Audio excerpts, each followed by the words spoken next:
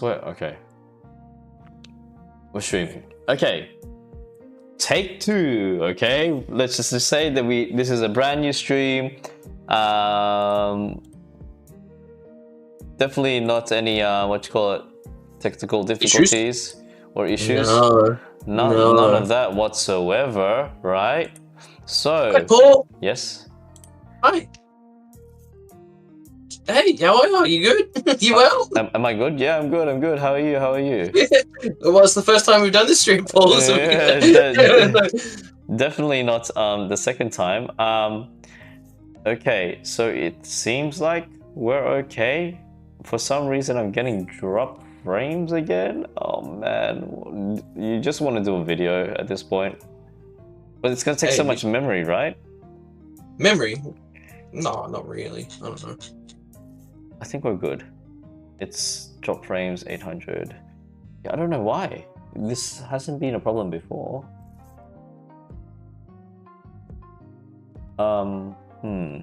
What should we do here, Gorm? What is it? Is it still bad, Paul? It's like bad. I don't know what it is, but like I resetted everything. It's got bad signal.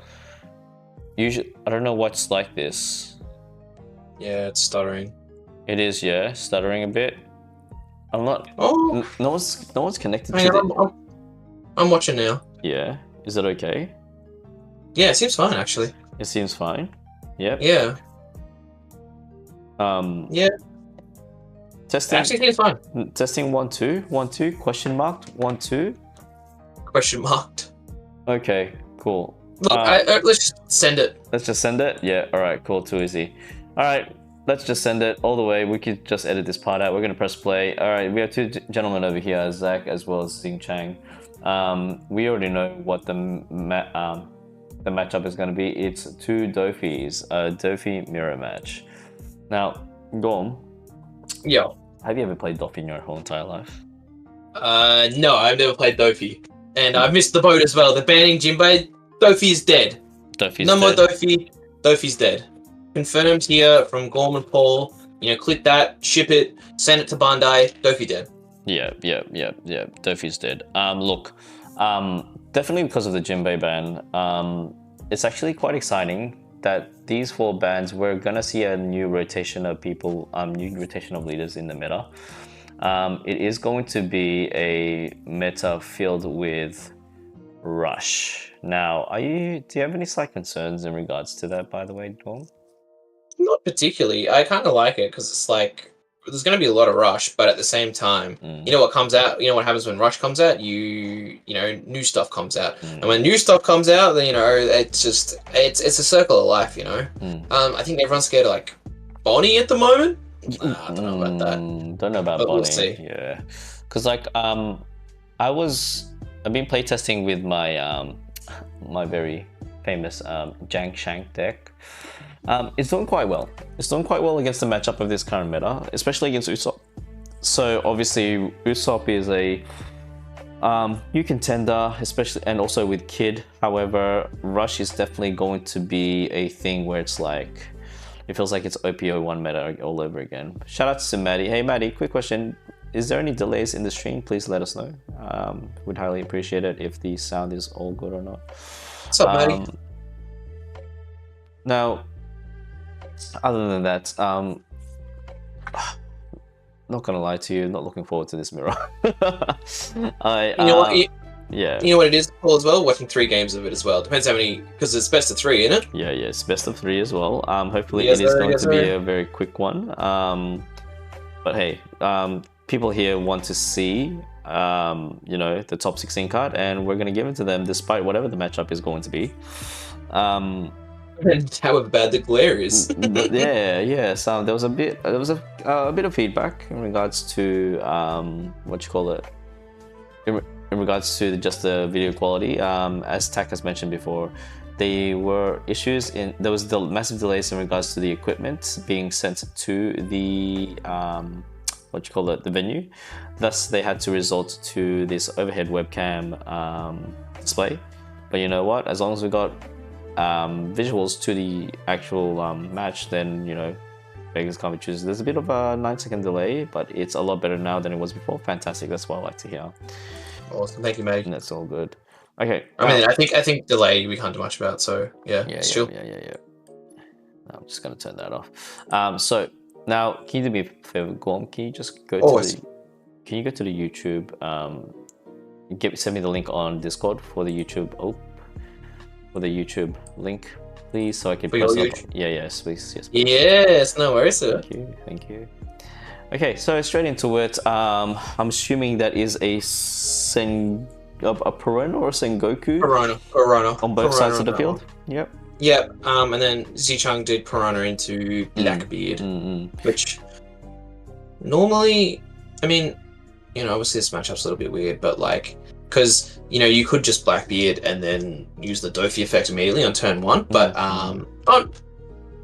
no, you can, wait, unless you no, it was on 3 Don, yeah, so it was on 3 Don, so we could have done that, but, no, just put late Perona and Blackbeard, so it must mean he drew one of those pieces on that turn. Yep. Now, having that Blackbeard right at the start is a massive advantage. Now, hopefully he does have a response to that Blackbeard by bouncing that that Blackbeard back to hand. And it seems like he does. However, I don't think it's going to be delaying much in regards to the aggression that because you're playing Blackbeard for 2. Yep. Yeah. You're doing the Restodon, you're attaching 2 Restodon onto your Doflamingo leader. And then basically, but he's still going to be able to bring a body on the field. Now it's just the important thing is what body is going to be on top of that deck, since he rearranged the top of the deck with Perona. That's important. So we have to wait and see. I didn't really quite see what he had on his top 5. So yeah, it's just hopefully both Doffies find their pieces. Finding their Jozus, their not just teachers, but most importantly their 4-cost laws, which is pivotal pieces in this matchup. But yeah, let's see. That's cool. All right, done. Other than that, look, I think we're gonna be here quite a bit because, like, despite yellow being so notorious for having very dragged out games, Adobe Mirror is just as it feels like it's just as dragged out. Yeah. 100. I think it's kind of, I don't know, I think that's what really drew me off not playing Dofi. I like the idea behind it, but like the mirror match is very sluggish and it's very respect to Zach and Zichang, they would have both had played many mirrors, and learning how to navigate the mirrors seems like one of the hardest things to really do in one piece, especially with the Dofi deck. It's just the amount of maths, the amount of bouncing, the amount of just like what cards to be playing and so on and so forth is, it's the next level thing, and just like the rearranging and all that. So it's a lot. Now, as we're seeing as we're seeing right now, look, Zichang managed to get a Jinbei as well as put the Weevil onto the field. With this 4-cost law, Zach needs to see basically another 4-cost law just to bounce back that Weevil and really deal with the Jinbei on the field. You get rid of your Jinbeis, you lower the rate of aggression from your opponent.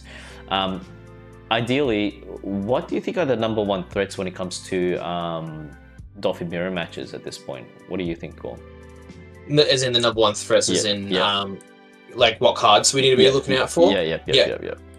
So Dofi mirror matches, the key cards are obviously the 4-cost law. 4-cost law, it just brings you value, causes you to have a lot of bouncing and so on and so forth, and it just puts the other Dofi behind. Wow. He just, did you see the trigger there, Paul? What was the trigger? He might be just taking a life now. It was a red rock onto the law. So thankfully he swung the law first, but getting a red rock trigger to then bounce to the hand's nice. Yeah. Do you think that Dofi players, they tend to filter through their deck quite quickly? So bottom decking that, yes, you're not going to see it in a while. However, you are going to be filtering through your deck to the point that bottom, like, it's just going to do a massive, like, 180 at this point. Or 360, sorry, yeah. Yeah. Like you're never going to see that far. I think most games are done by then, and especially with how much you're kind of stacking your top of your deck as well. When you see that teach, Yeah. you don't go through much of your deck, to be honest. You kind of want to see the right things. Now, let's see here. Both. Oh, you know what would be a very efficient move from either players if either of them just ripped out the pudding. Oh yeah, that's another key card. Yeah. 100%. Unfortunately, with both of you just find you have a lot of cards in your hand, and you just get there eventually. Oh man, it's scary when you that's one of the freakiest thing as a Doffy player. If you're playing in a mirror, it's like who is going to find their pudding first, and who's going to delay the aggression from on their field. Because oh man, pudding is right now. I feel that pudding is just so crucial at this point. Like, let's see, how many cards does Xingqiang have? I would say 5, 6 in hand. Yeah, it looks 5, so yeah, plus the 7 even.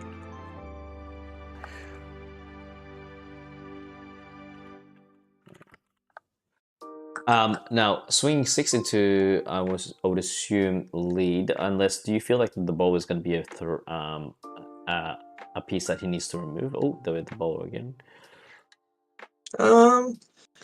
It depends. I think he's got more of a board state, so I think it's just like a little bit better to just kind of ignore the bowler and just go for life. Yeah. Especially if that's only Perona. It's like literally, Zach's board is a bowler and a Perona. That's it. It's kind of brutal. Yeah, swinging 6 into again, it's kind of interesting because when I play the Doffy mirror, I would often just swing board first and make sure we clear as many creatures on board as possible, and also try to mill out their resources. But these guys are actually quite being a bit more aggressive, where we have Zach being on, I'm pretty sure, is that 4 life? No, he's on 4 life, and Xingqiang is already down to 2. I think he's only on 3. I think. He's on 3 or 4. I don't know. I'm not gonna trust the icons on the board. Yeah, I think looking at his life, it looks like it's 3, but I could be wrong. Yeah, and I just think that's kind of the thing. I feel like Doffy, kind of as time's gone on, it feels like it's become a bit more aggressive than tempo-y. Definitely still has that tempo element, but I think if we think about the 09, 010 meta with Jinbei not being banned, I think we kind of think Doffy is the premier aggro deck. Yo, Papa James! Hey, Papa James, how are ya? Yo, what up, Papa James? Hope you're well, brother. Yeah. Papa James is probably somewhere very rural at the moment. I'm surprised he even has internet out there. Now, there we see the Blackbeard again. I'm really worried for Zach at this point. Yeah, Zach's bored. Zach's, but I think we've seen so many times. We've seen how a Doffy can kind of it's kind of remember when we saw the Japanese games? They were kind of always between different board states. So it's someone would get 5 cards and the other person would do their turn, and then they'd have 5 cards. But you'll see how this law's used by Zach. Yeah. But we'll see how it. Look, I respect to Zach though. He has all matching Don, whereas Xingqiang doesn't, and that's very disappointing. Very disappointing. There we go. We see the bounce back. Trying to remove that blocker off the field. It has so much value. Is that his own teach? Yes, it is.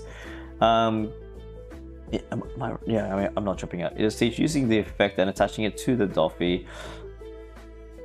What did he put on top? I'm assuming it might be a Jinbei. I believe it might be a Weevil on top to then draw it up. It's just an extra body on board, but he hasn't dealt with many bodies.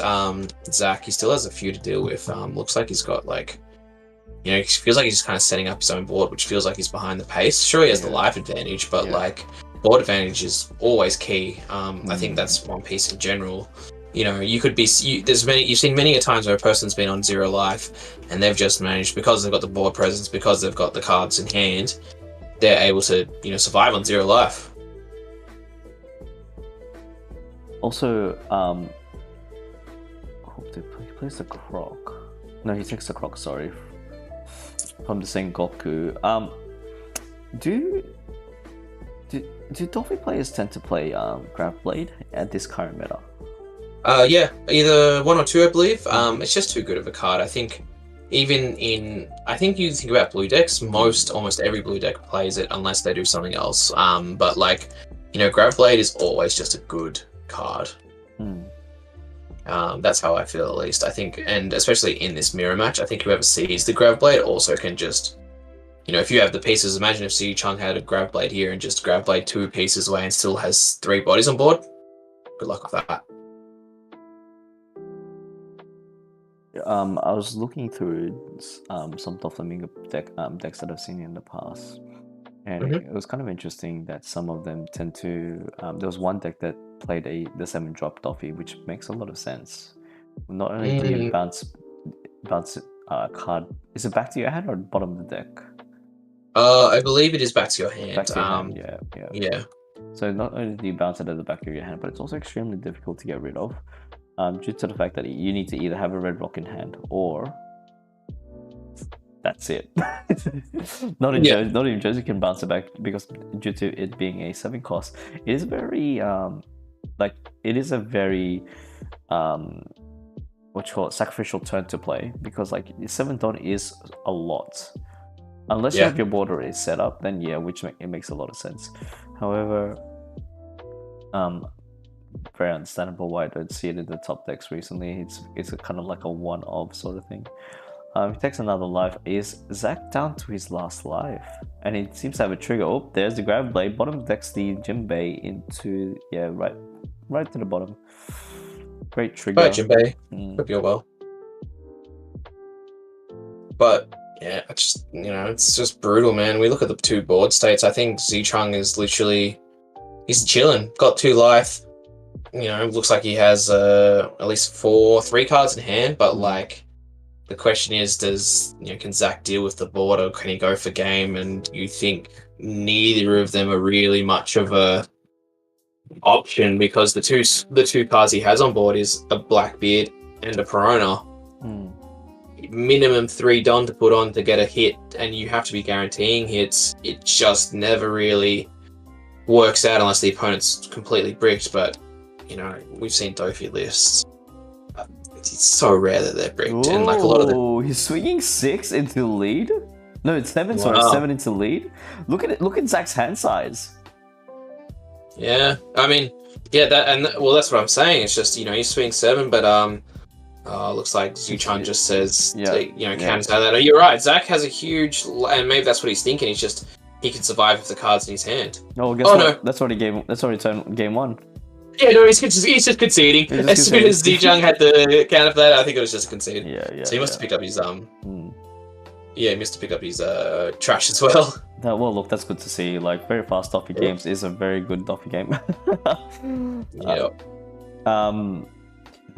You know what? I think, would you have preferred the ban on Jinbei or the ban on Doffy? Jinbei's fine. I think Jinbei hits enough. I don't think Dofi himself is very degenerate. Yeah. I think we both agree on that. Because Dofi's been around since OP1, and not once has anyone called for a ban or said that he's broken until these extra cards kind of pushed him there. Yeah. And Jinbei, as soon as we kind of saw that card be announced in 07 or revealed in 07, it was just this is really good into Dofi. Dofi's probably not there just yet, but it's really good. It might enable him, and I'm sure there's a lot of people that said finally I can play Dofi. This is going to be sick, and then they just kept pushing, and then the starter deck definitely pushed him over into that broken territory, which I think it's hard as well when you're building a deck like that. You just don't you don't know, because some of the starter decks did push leaders over and others didn't. Looking at I just think the issue is the 4 exclusive cards in that Dofi starter deck all went into Dofi and was very, very complimentary in that regard. But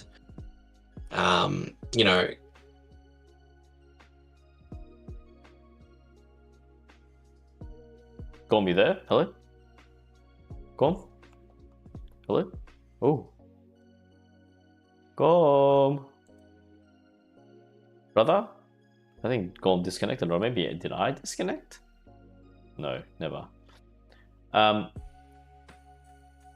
Just I think I'm gonna message him real quickly. See if everything's okay. It seems like everything's alright. Did you TC? Be right back. I'm just gonna turn off something real quickly.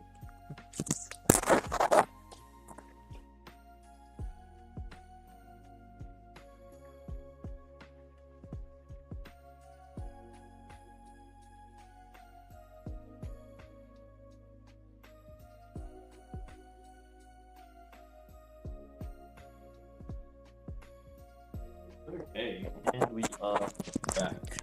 Gorm, you there? Hello? Oh, not there. Guess it's just me.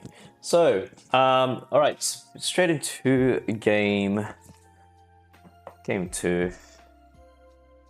Typical, you know, obvious play, getting that Perona, great advantage. The stream's cursed my internet strike. Seems like Gorm just disconnected. He is claiming that this stream is cursed. Just gonna wait for him to just return. Now, just if you're in chat, can you just let me know how it's going with the stream, whether it's still laggy or not? There's some technical issues that we're currently experiencing through right now, so I really appreciate the fact that you're still here on stream. Let me know if the music is a bit too loud or if my voice is too too loud either as well. Okay, there we go. Nice. If you're in chat, how are we all today on this Tuesday evening? In all honesty, I feel like it feels like Monday today. I personally been working from 8 AM all the way to 7 PM because yeah. That's fun, but I'm glad that we're all here, enjoying a brewski and just catching up on the top 16 regionals from Brisbane. Now turn 2. We hopefully Zichang managed to see. He is okay, never mind. He touches 7 into lead. Jinbei pops in another. And we have a Weevil, draws a card. I think he's not finding the pieces. He definitely doesn't have a Martial D Teach in hand. So I'm assuming that he's trying to find those 4-cost laws as soon as possible. Zach just contemplating. He's got 4 Dawn. Let's see what cards he's got the 4-cost law in his hand. However, I'm not sure whether he's gonna swing 5 into Jinbei.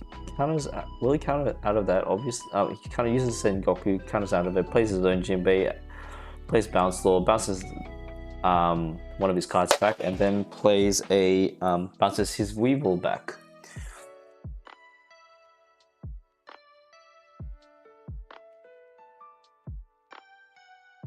Now, right now, playing on that 5 Dawn turn, a great card to actually have right now would have to be, is it 5 Dawn or 6 Dawn turn? I can't see from here. 1, 2, 3, 4.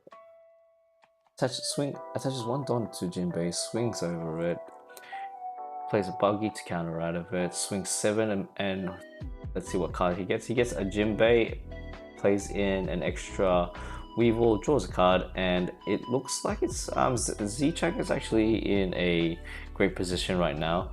Angelo, yeah, he's gonna be coming back soon. I don't know what's going on with this stream, but it seems like it's pretty cursed right now. Hopefully it will be uploaded on YouTube soon, so there won't be any lag interference whatsoever. Zach takes the hit, draws a trigger, draws 1 from Perfume Fema. Now, he's saying Goku here. Yo, hello, Gorm. What happened? What's going on with the internet, brother? I think the dopey players got to me, man. I think they got to me. I was talking too much trash, and they were like, "Get him out of here!" They're like, "Execute order 66, bang!" Good internet down. DDoS, mate. Oh my gosh. That's funny, all right. Paul, what time are you up to, out of curiosity? I am up to 9:12:35. No worries, I will be there, and I'm back in. Let's talk more. Let's talk more One Piece, man. Should I pause it? I'll pause it and then I'll just share it to you. How is that? Wait, can I share this? How do I? Yeah, easy. Apologies, people who are watching. Yeah. Oops. Copy and then send it to Gorm, and then we'll play at the same time. Okay, Gorm. I'll say when. All right. Oops, that's the wrong one. My bad. Wait. Yeah. Wait, what? Copy URL. It's copied. How come it's not pasting? It's not letting me paste. Come on, Paul. There it is. I copied it. Yeah. I got it. This is just a YouTube, mate. This is just a YouTube. I know that, but it's not letting me paste the thing. The Twitch URL. I'm at 9:12:47. 9:12:47. Awesome. Hit play. I'm with you. All right, ready? 3, 2, 1, play. All right. And we're back. We never left. Let's restart. But the audio is good. Fantastic. Okay. Angelo, thanks for that, man. Appreciate it. Okay. Now. Oh, is that Angie? Absolute G. That guy's a G. Angelo from Greensboro? Yeah, you know it. Good man. Shout out to Greensboro. Very good man. Okay, so, hey, Gorm, you think this is game 1, but it's actually game 2, and this scenario looks awfully familiar. Zach's got his board up and running. Not looking for... I mean, Zach, Zichang has his board up and running. Not looking good for Zach right now. Oh my god. How does this... I leave for about 20 seconds. It was a bit longer, but and then the entire game's almost... Well, it's not over. It's never over, but wow. Is this... Who played second on this one, Paul? Do you know? I would assume that it was... No, it's Zach. Zach played second on this one. Because yeah. Very interesting. But yeah, man, the double. This is the Jinbeis. Have we? Zach's seen one Jinbei versus what Zichang's 2 Jinbeis. Is that literally? That probably is just the difference there. Yeah, it's just the Jinbeis. They just pop out bodies. It's insane. And we're talking about cards that could be banned in Dofi. This game is only one game, but you could definitely look at the fact that Jinbei is literally dictating the pace of this game and who's not won but winning at the moment. And person with 2 Jinbeis winning. As soon as you see your Jinbeis, you need to really find out your laws and just counter out of them, because it's just Jinbei is such a mess. But even if you bounce back to the other cards, Jinbei is just you're still getting cards on the board. Sorry, I'm just losing my words here. But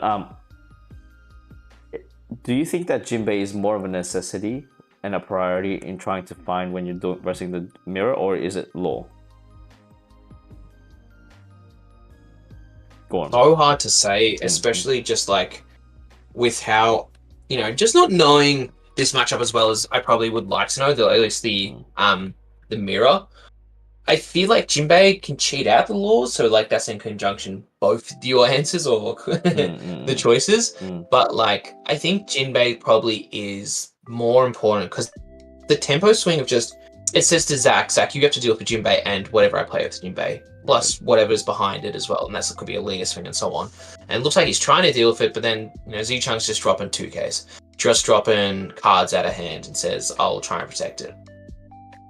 But it looks like, Zach did find that lore off the Dofi trigger, the Dofi on attack, which is, as we said, a card you want to see. But it's funny that you say that. Look at how the board just pivoted just then. It's crazy, isn't it? Yeah, you're right. Look at, what's that? A Jinbei. That's it for Zichang. And then, we've got Zach with the Jinbei, is it the Weevil in the glare, Paul? The glared Weevil? It's a Weevil, yes, that's correct. Yeah. But, lots of, and that's 3, not big bodies, but they're the bodies that Dofi wants to see. You know, all good cards. And it's just gonna. I think that's like, you know, half the thing is keeping your bodies on board in order to get the value for swings. Just get cards out of either each other's hands and or live. You can tell we're kind of rusty, Paul, as well, doing it on a Tuesday night. It's just like, what is this foreign time for us? Where are we? Oh my goodness. You know, I'm glad that we, with the global release occurring, everyone has to kind of, in a way, oh crap, figure out what the meta is. it's a very interesting time to be in. I can't 2026 cannot get here fast enough, in all honesty. I think yeah, global. Yeah, I agree. I think global release is going to be one of the greatest things to happen to the One Piece game. It's just, you know, you're going to be excited for cards that you don't know if are good or not until you start playing and you're like, oh, this card's garbage, and I just bought 4 of them for $20 a pop. But like, I mean, that's an extreme, but like, you know what I mean? Like, it's going to be so exciting just figuring out what lists, you know. I don't know, half the fun I find is when a new release comes out, I literally just go on Twitter and I just look at all the Japanese deck lists that are coming out, you know, all the, you know, blue purple Luffy's that came out, and you saw all the revisions for that. I was really excited to actually see a lot of Jinbeis because, you know, Jinbei looks cool and you get to play 6-cost Jinbei. I saw a Bonnie list running 6-cost Jinbei and I'm like, that's yo, wild. This is cool. That's wild.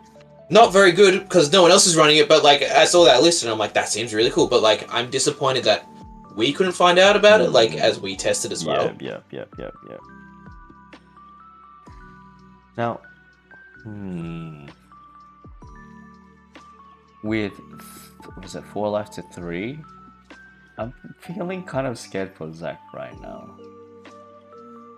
The fact that, 1, I'm looking at his hand right now, he's got 1 Gravity Blade, he's got 1 Law, a Searcher, Martial D Teach, and it looks like a Jozu in hand.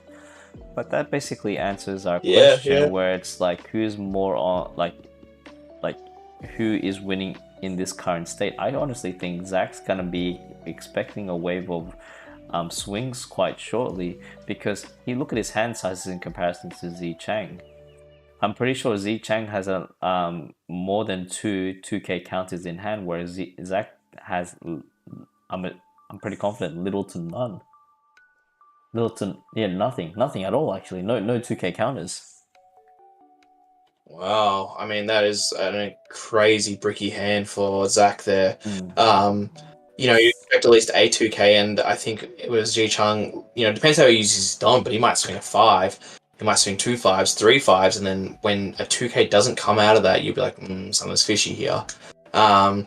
Or, you know, we just see Zach take hits, but like, you know, we look at Zach, he's doing these swings, he's just swinging his 5s, his 6s, and he's just preparing to more than likely play the Jozu, get the Perona back in hand, Perona becomes counter, and then he gets to get a Jinbei or a Weevil, probably put the Weevil back to hand, because obviously Jinbei comes down with an extra card, whereas Weevil just comes down on board for him by himself with the extra, you know, just the draw card. But the biggest thing here is, you know, he just swung 5 with Dofi, and he, you know, Z Chang took that as well. And you look at his hand, it's like, well, he must be looking for something. That seems like the play where you go, there's a card I'm looking for right now to kind of swing the tide in my favor. It's done in my hand right now. Maybe I just need to take this 5K and see if it's there. I think we might be seeing a game 3 at this point. Because that Jozu is an absolute menace right now. Either he has to counter out, spend more Don to bounce that Jozu back into hand, and then it just feels like it's like as if it's a ball rolling back and forth on a boat, on the deck. It's just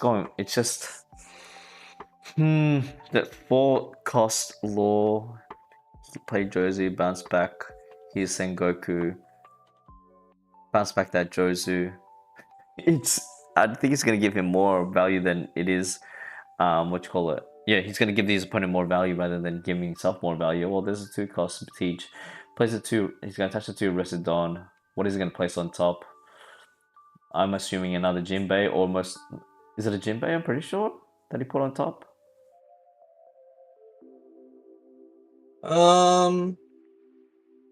Have to see. More than likely, you'd expect it to be a Jinbei or maybe a Weevil. One of those 2 cards for sure. He's sitting quite comfortably, Zichang, though, with that amount of cards in hand. Yeah. But you're right about the Jozu, Paul. It's so hard to deal with as a Dofi player because you either A, have to commit Don, kill it, or it just stays around because, you know, there's no way for the Dofi to get rid of the Jozu by bouncing it. The only cards is either A Red Rock, or B, a Gravity Blade, but, you know, both of them are just huge Don sinks, and with, you know, the amount of cards that Zach has on board, that might be not great. But, you know, we just saw Dofi swing 7, and unfortunately Zach had to take that.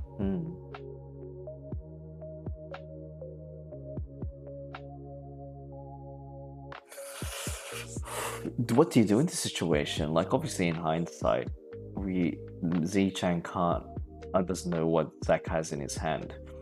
Do you think he just starts swinging 7 and just keep swinging 7 until he mills out his opponent's hand? Or would you ideally want to aim for board here? It's a really good question. There's not many 7 swings that he has, though, you know. He has the Jinbei swing, and then the rest is a huge Don investment, which you have to deal with. Makes you feel like you're not going to be able to get through many hits unless you put on a lot of Don. So I think the 7 from Jinbei more than likely, but then after that, question.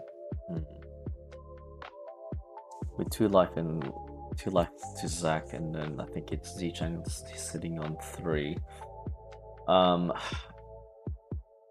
Would you guess that in order to clear his board, do you think... he takes another life. Do you think that Zach would need to play that Gravity Blade in order to just kind of slow Zichang's momentum down? Or do you think he's just going to go all out with, like, get rid of the Jinbei, then start swinging live, swing 7/7 if he needs to? Or just play that, or just play the Gravity Blade. I think playing the Gravity Blade would be a great choice here. Not only do you get rid of the 2 Weevils, but maybe you could attach Don onto Jozu and just swing into the Jinbei. It's not a bad move. Yeah, I mean...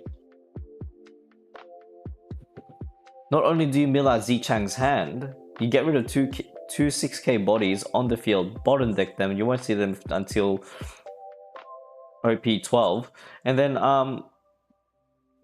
just mill out his resources. In all honesty, I think that's not a bad move. I mean, is he going to swing afterwards? What is he going to swing with? What, a Dofi? Is he going to stack up his Don with his Marshall D Teach? I think bottom decking them would be the best choice. I mean, we can see clearly in his hand as well that he's got enough counters to survive the next turns. We do see that he has 1 brick card in hand, which is the Weevil. Now he's going to try to bait out. He's going to bait out a swing onto the Jinbei. Will he sacrifice 2 cards just to save it? We did see that he did pull a Mihawk, a 2k counter.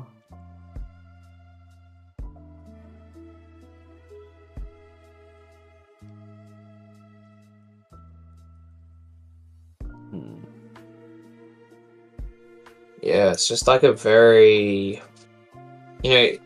Zach's sitting on 1 life as well. He needs to be careful. It's just like 2 swings just need to connect. And although his hand looks big, it's not a lot of cards that, like, we were talking before how it's kind of bricky as well. There's just a few things we kind of have to be worried about that, like, if he gets down to 0 life, Perfumed Femur is, 1 card away, or, I don't know if we see in Zichang's hand if he has the Perfumed Femur, but, like, it's definitely something to be worried about.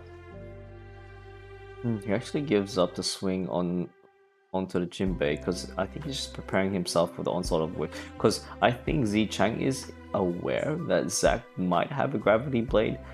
The fact that he, like, let's see, swing 5 out. Yeah, I feel like he's gonna do a Gravity Blade. I feel that it's gonna come up. It's gonna come up shortly.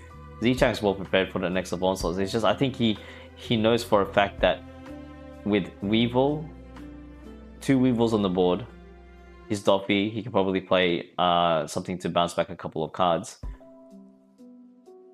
And calculating the amount of resource in his hands, Gravity Blading those 2 cards would be the best bet right now. And plus, look at Zichang, he's like defending the crap out of the his leader as well. No, did he attach the Don? No, he defended the Weevil, I think. He attached to Don onto the I think he did, yeah. Yeah. And that's why he countered. Okay, what are we gonna see here? There's a Gravity Blade. Oh. Oh no. Okay. Is he gonna attach the remaining Don onto the Weevil? No. Maybe. Oh, he attaches the 2 rested Don onto the Marshall D Teach. Oh, just an extra swing with the Teach? Yeah. Or it's just gonna checks out. Just get 7 onto the Weevil or life.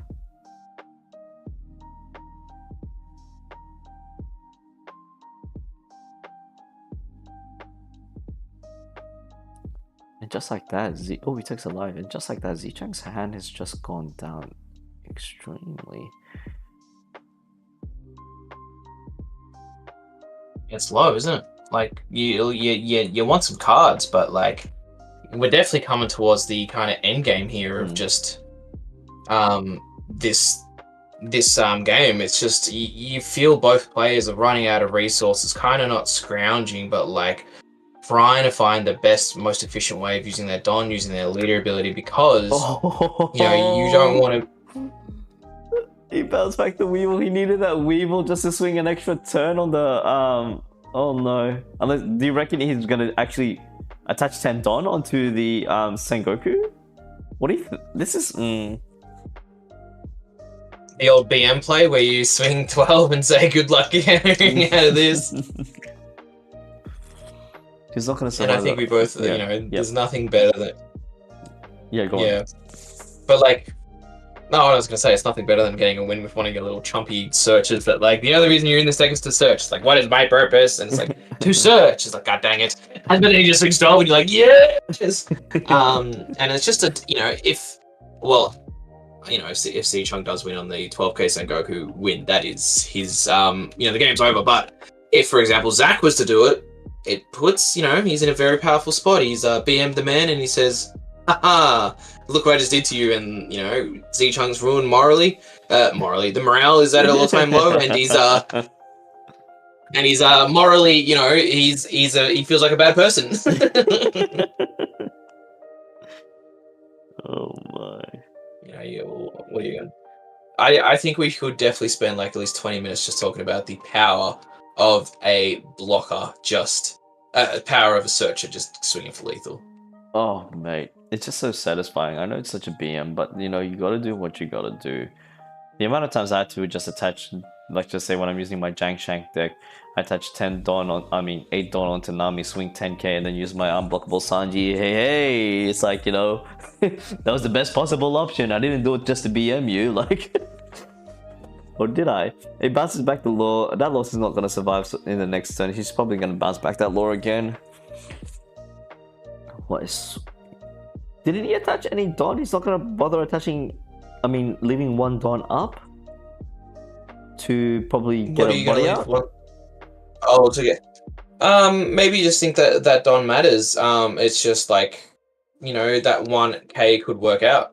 You know what I mean? Like, it's just like you need that extra push there. And, for example, if he was to whiff, you're going to be pretty disappointed. Actually, that is actually... You're like, what a waste of a Don. Yeah, that's actually a smart move from Zichang due to the fact that, 1, he gets a body on the floor. 2, I just realized the amount of cards in Zichang's hand is actually concerning. Not also that, but I think having that extra body, so you're swinging, let's just say 15 onto lead, swing. How many cards do you need to get, can that get rid of? So 7, 9, 11, 12, 14. You need to have 7 cards in hand and they have to be all 2Ks. And I know for a fact, Zach is not going to be reaching that. No, it's just so many cards that you have to get, you know, to have the right stuff in hand as well. Because, again, I know we kind of talked about it, but, like, you know, for all we know, one of the Dofi's just holding a bunch of bricks and, you know, it may stop the Big Bad Wolf, but it's not going to stop a 12K swing. Just not ideal at all, you know? On top of that, despite him having 2 blockers in, Zach having 2 blockers in hand, who's to say that Z Chang actually has Perfume Femur in hand, and that's why he's swinging so large? That's true as well, and maybe that's the question of he's setting up. He simply says, "I think I can live this turn. I'm setting up my next turn to win," and that's kind of, you know, it's something that I've kind of been trying to learn a bit more as well myself. But like the players understand what their win conditions are and how they do it, and they kind of plan their turns ahead, you know. And it's kind of the question is, Zicheng just says, I think I can win if I get this hit off and then swing, because I think Perfume is Perfume is costing it's a 15k swing of Perfume, so blocker doesn't matter.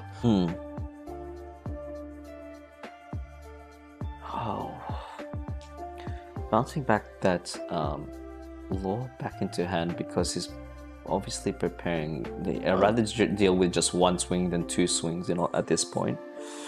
Now we have Zach trying to get as many 2K counters as possible. Do we see any 2K counters? No, we don't. It's a Jinbei, a Gecko Moria. He's probably gonna play the Gecko Moria just to bring back a 2K from hand, from trash. Yeah, 100%. I think he's just looking at what his hand, like, how does he survive this next turn? It's essentially, how do you survive a 15k swing? He knows a blocker's not going to do it because, you know, he has to put his opponent Zicheng on a Perfume Femur. So, yeah. I just want to bring something up, Paul, which is really interesting. It won't have an effect on the game, but especially because it's like later. But Zach actually used Grab Blade for 6. Huh? He only Grab. Yeah. What? I thought that was interesting as well. Turn before Zach Grab Bladed with only 6 on, so. Obviously, if you were there, you would have caught it, but unfortunately, yeah, that was missed. Can you 100% sure? Yeah, I can send you a clip, but no big deal because it looks like.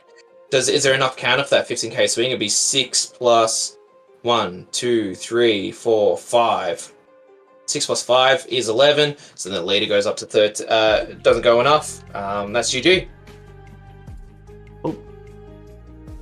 Unless there was enough, I don't know, but just going it kind of crazy. I'll send you a link, Paul, so you can see it. But yeah, 6 for Grab Blade. And look, I'm not here to say Zach, you know, has done this on purpose or anything like that. It's just in the heat of stuff, stuff like this happened. So just to go back while you look at that, Paul. Actually, Zicheng did swung 15, but Zach had the counter for it, so Zicheng just GG'd out of that and said, "Yeah, you got the win off that."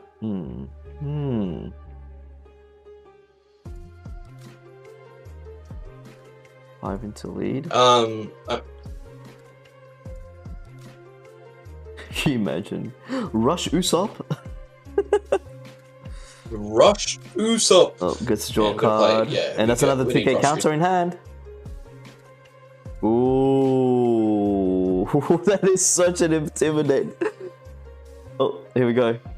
7, 11, 13, 14, 15, 16, 17. Oh. Is it a third round? I think I was a little bit ahead. Sorry? I think it is a third round. Apologies. I think I was a little bit ahead there. My bad. I think I spoiled it for you. No, all good. That is a third round. Another Dofi mirror. Don't we love it, everyone? Don't we love it? Do you want to skip ahead, Paul? Because we don't need to wait. Why? Well, damn, we don't have to watch them all shuffling if we don't want to. But yeah, that's no, fine. no, that's right. That's right. Give me a second. Just gonna fast forward here. Oops, too much. There we go. All right, just leave it as that. Okay, cool. So, so Zach played 6 Dawn. Was that in round 1? Round 2. That turn before, Yep. When he grav bladed. He used 6 Dawn for the grav blade, which I don't think it matters, but you know, definitely not a huge flag, but did happen. And again, this isn't like saying that Zach's a bad player or he did it on purpose. You know, these things happen, and I you know, it's definitely interesting to see it, but is what it is. I don't think either of them were too upset. Yeah, we ready for game 3, Paul? 100%, sir. We are ready for game 3. Okay. Are they shuffling up? Hopefully it's quite fast. I'm very looking forward to the next round. Hopefully it's yeah. I don't know how like the viewers, I don't think there's many people online at the moment, but like, how do you guys feel about the Dofi mirror? Like, do you enjoy watching it, or do you go, oh great, another Dofi mirror? Like, have we just watched too much One Piece recently, Paul, where we're just like, oh great, a Dofi mirror? Or, you know, how do people feel towards it? And you can be honest in chat. Do you feel like it's a bit stale? Do you feel like, you know, oh yeah, cool? I feel like any mirror is a bit stale, don't you think? What do you think? Do you think it depends, or? Yeah, I think it's a bit stale as well. Like, you know, it is, and you know, we could talk about decks and how fun they are to watch and so on, but like, you know, there's a lot of stuff going on.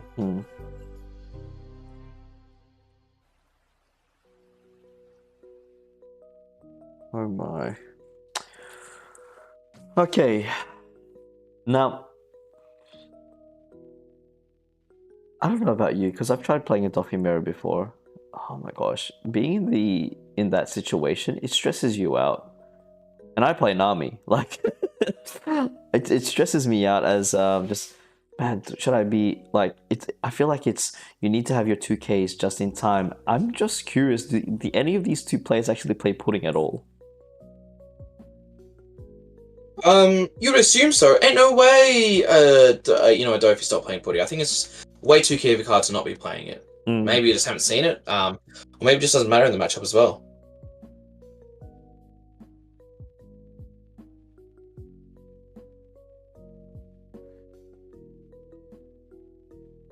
Plays a 2-cost Teach, touches 2 Rested Dawn.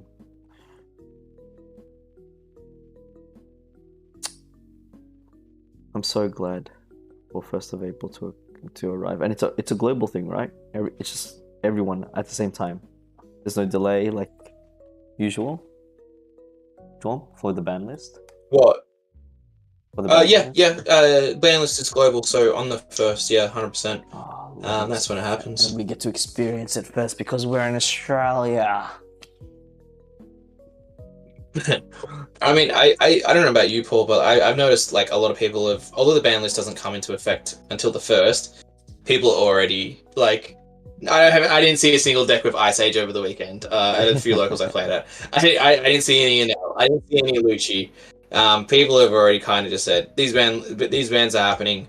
You know, let's see what we can start cooking up. Yeah. And you know, obviously O10 is now the first official, like it's officially out after Friday, and you know, that's a lot of O10 decks. Really cool. We saw, you know, we see Usopp's being well represented at the moment. We see Smoker, I feel like, is a very popular favorite at the moment. Yellow Kid, I've seen it being a very strong deck. You know, and like there's a lot of stuff at the moment. You know what's exciting though? The fact that 10-drop Kuzan is making its comeback in black decks. I've been seeing it on on the sim. People are starting to play that card again in their Gecko decks in their navy deck. It's cool to see that. Yeah, I feel like it's new cards come back. Yeah, 100%. Yeah. You know what I saw the other day, Paul, that I sent to our good friend Jesse? I saw a VV deck list. The exact quote of the author was, "Good into Shanks, good into Bonnie." And I said, it was good into Bonnie, good into Blackbeard. And I said, hello, we're on here. Yeah. So immediately I sent it to Jesse, and I hope that he cooks with it, and I hope he brings it, and then he realizes that the deck sucks again and never picks up VV. But nonetheless, love the idea. Yeah. Should we talk about this game, Paul? Yeah. Sorry, I'm just like trying to stay focused as much as I can on this game. Look, if Zach manages to bring this back, come from zero wins, it would be actually quite impressive. It feels like. Do you feel like it's a 50-50 with Duffy? But it's always gonna be a 50-50, right? Depending on your build. Depending on your build, yeah, but yeah, 100% 50-50. It's like, I think the thing about Dopey's so figured out that like we don't have to worry about kind of different spice and tech in Dopey unless someone just says, yeah, I know what's going on here. But yeah, definitely 50-50.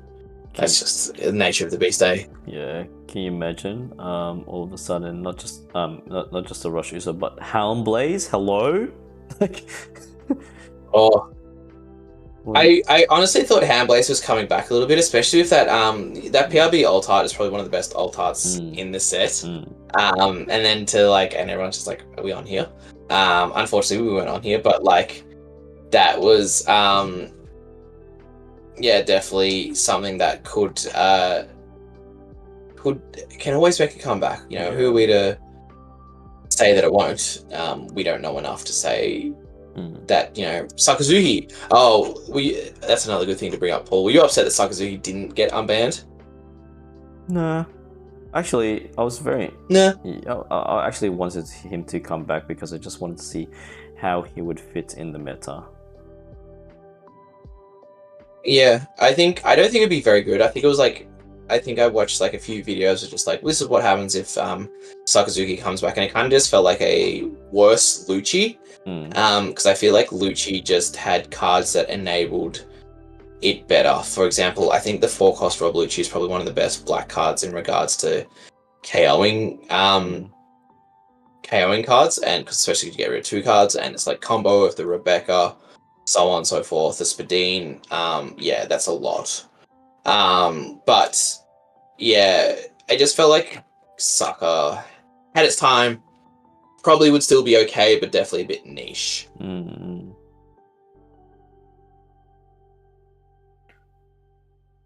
Now, with... Oh, man, this is like deja vu, but deja vuing a deja vu.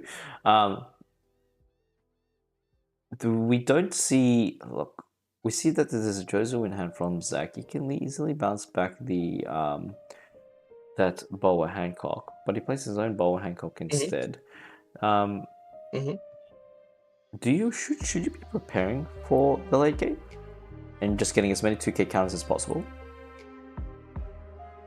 It's so hard to say. I wouldn't think so, just because you need bodies on board to be able to force these 2Ks out.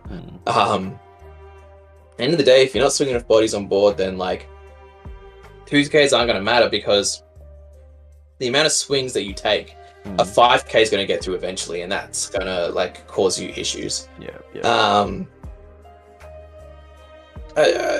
know, not being a Dofi player, I found it interesting the way Zach sequenced that, doing the leader swing first and then the Boa afterwards, because you know, I guess Boa gives a Don, but I guess you can still put it onto the Jinbei and use the Jinbei from there.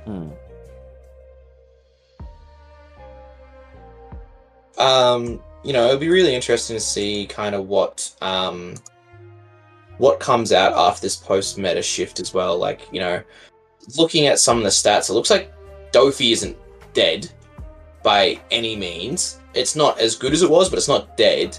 But like, there's still a lot of other stuff that we can look at and say, you know, what comes out of the meta. Like, I definitely think you and I both would probably agree that Shanks seems to be in a very good spot at the moment. Seems like also that Bonnie is going to be a very good spot at the moment. All these sort of things that is going to play into you know, this post-ban meta.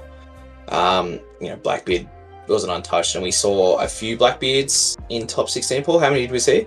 We saw two all up.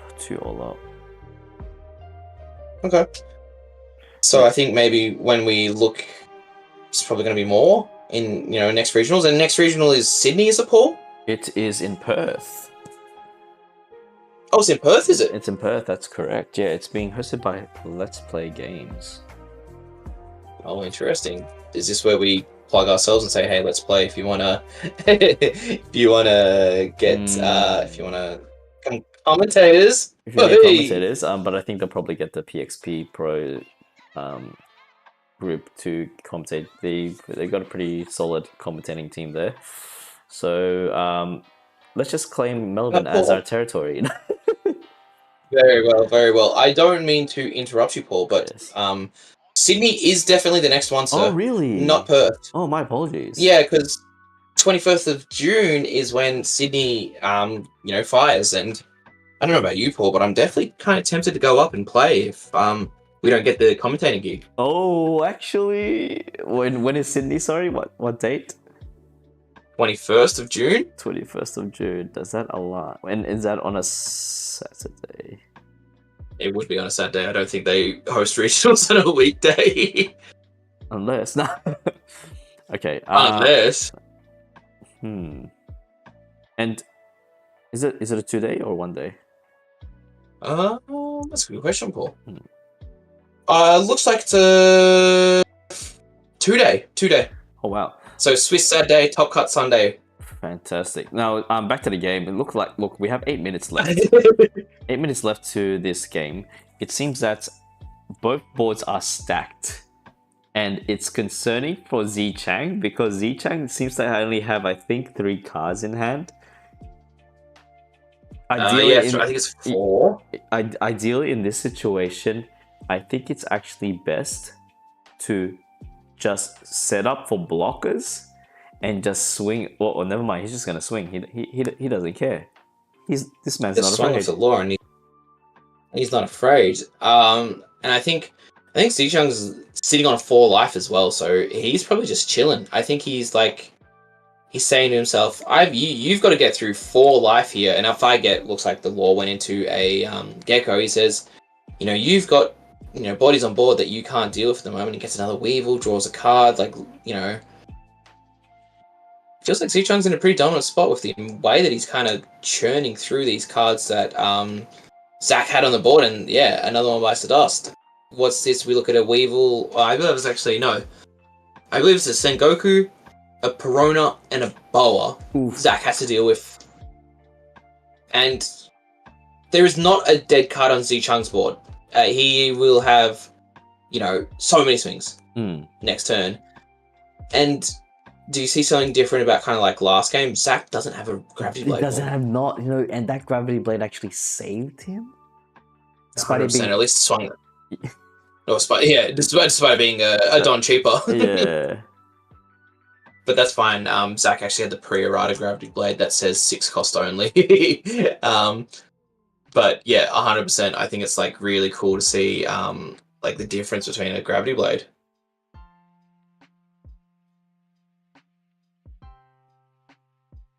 Zichang is actually going to wait. Who's in their 4 to 3 life?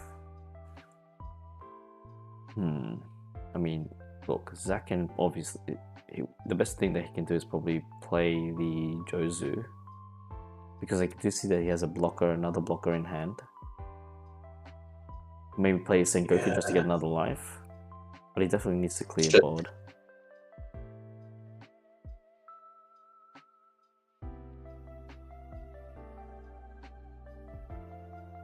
Definitely feels like, you know, the Jozu play is Yeah, as you said, the Sengoku to hand may give him another card, but like at the same time, it's another Don invested that he has to play to use the card, which can from time to time just spell disaster. Because it just means like you might not have 1k enough to kill a boa, to kill one of these laws. Yeah, a lot of the stuff is not ideal at the moment.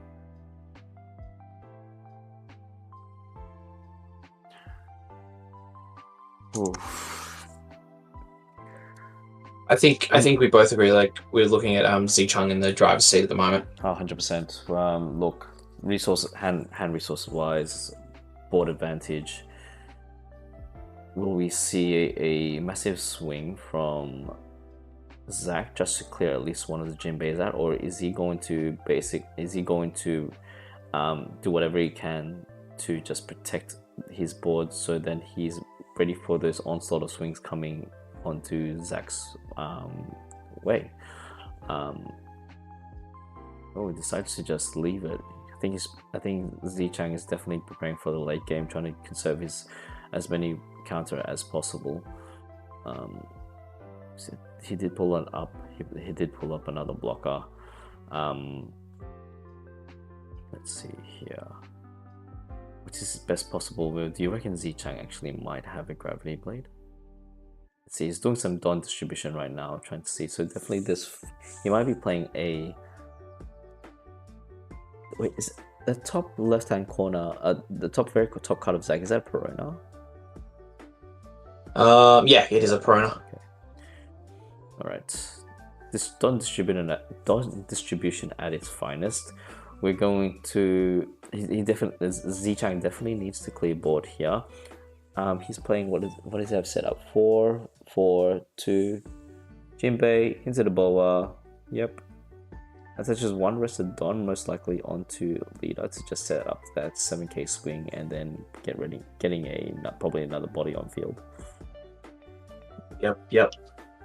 Just all about kind of poking here, just getting those little incremental wins at the moment, and that's kind of the Dofi matchup, is just swinging those 5s, swinging those 6s, swinging those 7s, because if you're counting out as 7, that immediately it means 2 cards out of hand, means a 2k, a 1k, and that's just, you just got to grind it through. And I definitely think the mirror match is a grind, and that's probably why we're not enjoying it as much, because I think there's so many grinds you can watch, and it's not like we're not sitting here saying, oh my god, he's hit the 2k, it's so exciting. It's just like you either have it or you don't, and I don't think it's much, like, there's definitely some skill expression, but I think there's definitely it's a lot harder to see it at this level, because I believe the micro chasms of choices and decisions that they make at the moment, and wow, he's a Red Rock trigger off life. So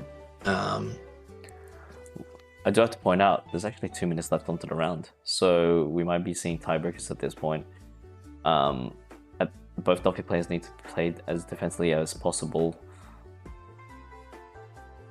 Zicheng understands the assignment. He knows that he has to just keep clearing board and just basically swinging life whenever he has the possible chance to. Oh, and this the bottom deck from the red. Oh, yeah, the Red Rock. Yeah.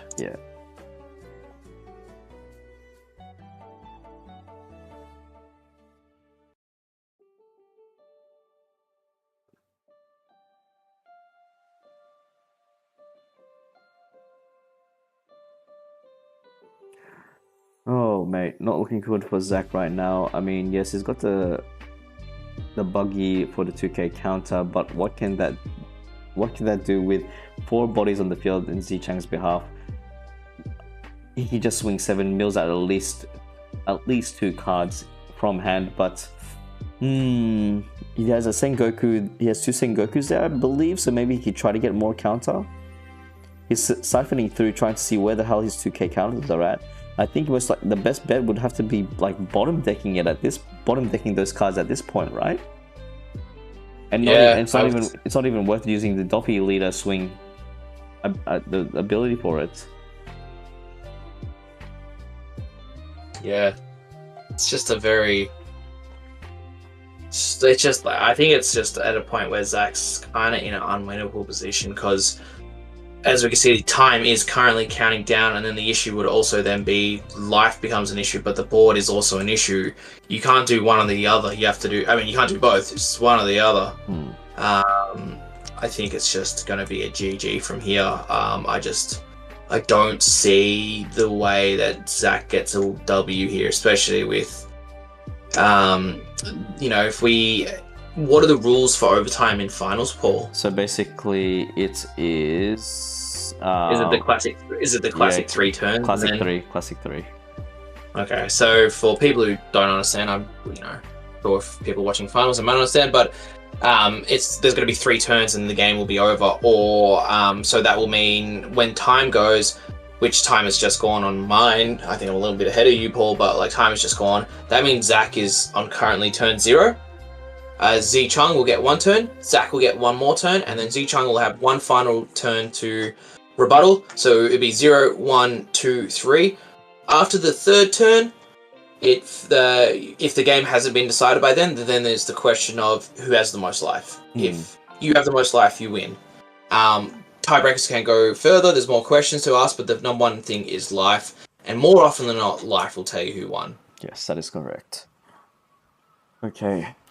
Zach swinging 7 into lead, hopefully trying to bring an extra body in the field. Oh, it's going to bounce back to Law. That's an extra. Oh my gosh, this is actually really close. Now this is turn 0 right now. Yep. This actually this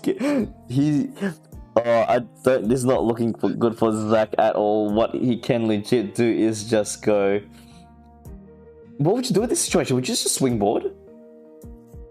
Swing board and then swing live, or swing live straight away? Oh. I think you control board. I think you just control board. I think you just want to. Yeah, there's like, what is your win condition here? And I think that's what Zichang needs to work out. What is his win condition?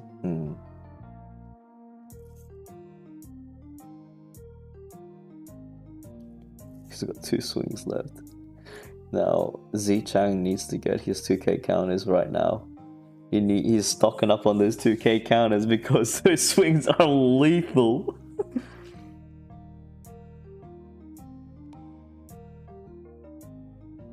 Lethal.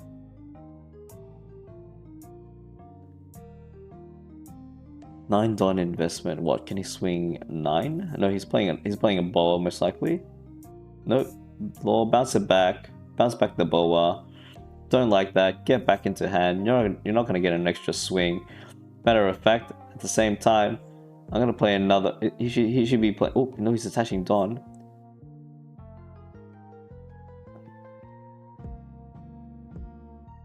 Swinging 7 into what? Into lead? Most likely, yes, into lead. Plays 3. Touches 2 extra Don.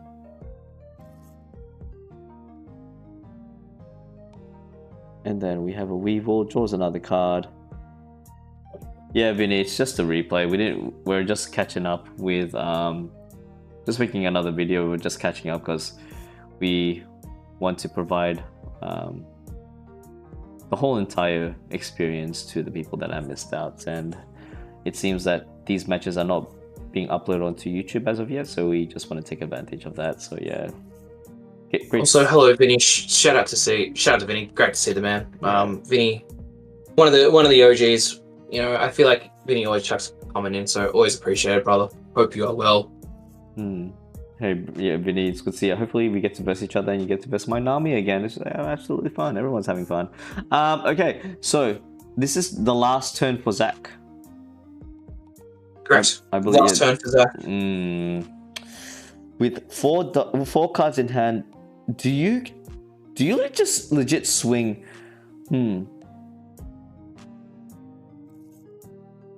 One, try to get rid of the Jinbei. Get rid of the Jinbei. Get rid of the Weevil, and then. But I think when you say that though, Paul, the issue is look at Zichang's life. He has 4. Oh, that's right. Like if he starts swinging a board, it's just almost an exact concede. It's just essentially saying, GG's, you win. It's just, yeah, awkward, isn't it? Yeah, it is an awkward situation. It makes you regret not swinging earlier and just taking those lives. But I totally forgot that he has a Josie there. So with only 2 cards in hand, he has to either he has to swing at the Jinbei, and then the rest have to swing into lead. Counters out of it. Why? Oh my god, I just don't see a way for Zach to win here. Even if you swing at the Jinbei, that's one less swing, because essentially what needs to happen now is Zach needs to get at least 3 life of Zichang, because then he's in the lead. Yeah. And then also protect himself from the crackback as well. Like, there's an argument to be said that you could literally, Zichang could put 15, $10 on Dofi, swing 15, takes the life. Alright, cool. End my turn. Let's check each other's lives, and I'm at 2 and you're at 1. So there's GG's.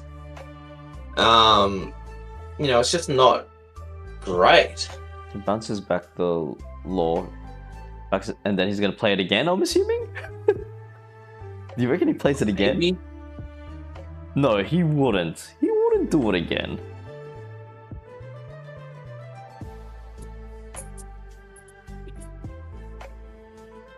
He does have 5 Don available. There's the ball. Prepares for the, it would be tragic to see a perfume female right now. Oh, there's a perfume female, but it's not gonna do much.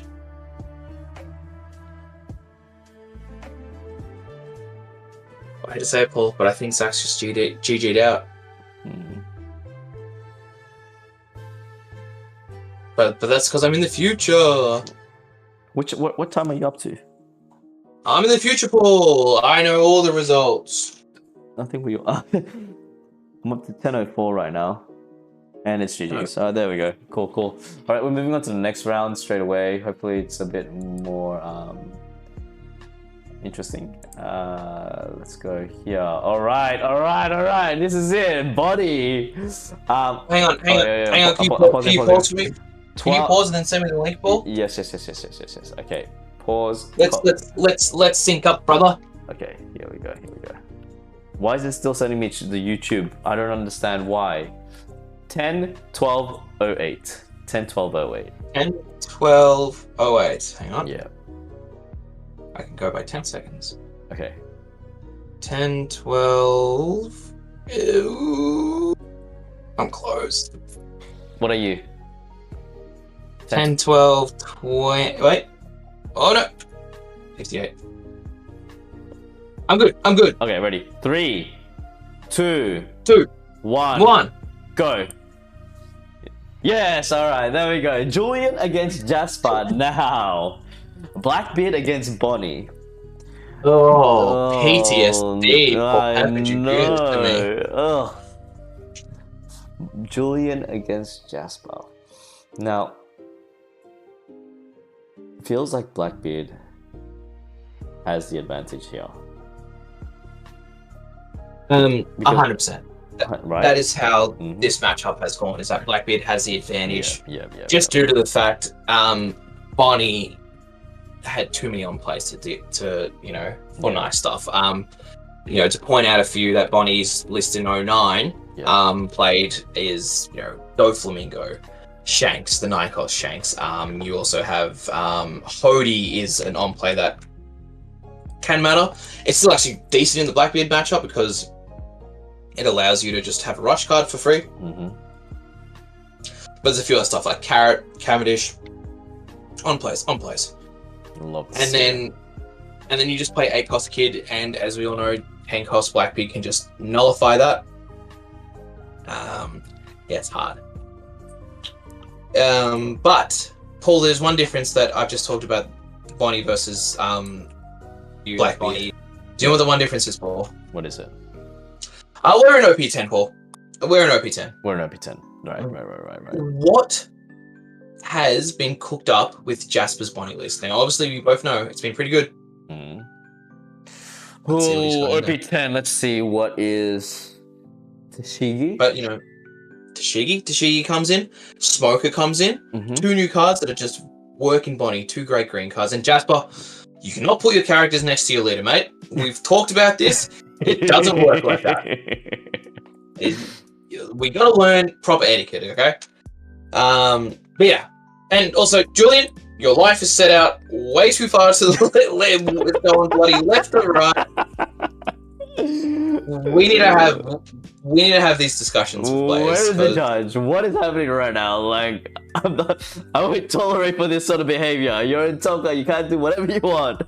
So this is top 8 right now. Ideally, so with Blackbeard, is it always nice to find the search the stage in your first hand?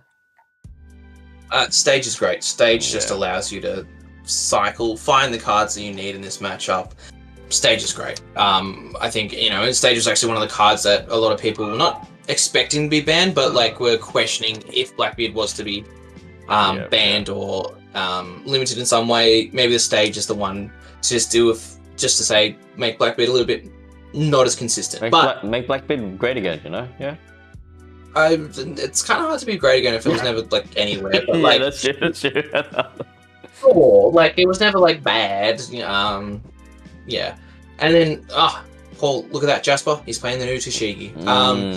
So TCG changes his matchup because what TCG says, if a green card, specifically a green card, was to be removed by an effect, you may rest TCG. That is it. So you can't even get rid of the Shigi. Like you have to KO something in order to get it rested, and unless and then swing into it. Or you use a removal for the Tashigi, but then you're not dealing with the threat on board. Like Paul, this may sound a little crazy. I have seen a few OP10 lists with like 9-cost Zoro. 9-cost Zoro is an absolute beast and a menace, as we know. If that's left unchecked, it's dangerous. But as we see, Paul, Julian deals with the Shigi nicely. Uses a stronger, plays a Dock Q, -2, and then -1 to then KO the Shigi. That means he just doesn't have to worry about it later. But it is resources that he had to put into Shigi. Best thing about Shigi as well, 2k counter. Beautiful. Yeah, thank you very much. Oh, there's a carrot. And carrot on plays are still on. It's one of those cards, Dock Q, you want to be tapping with it, you want to be KOing stuff. Can't do that if it's already been tapped. Yeah, good play.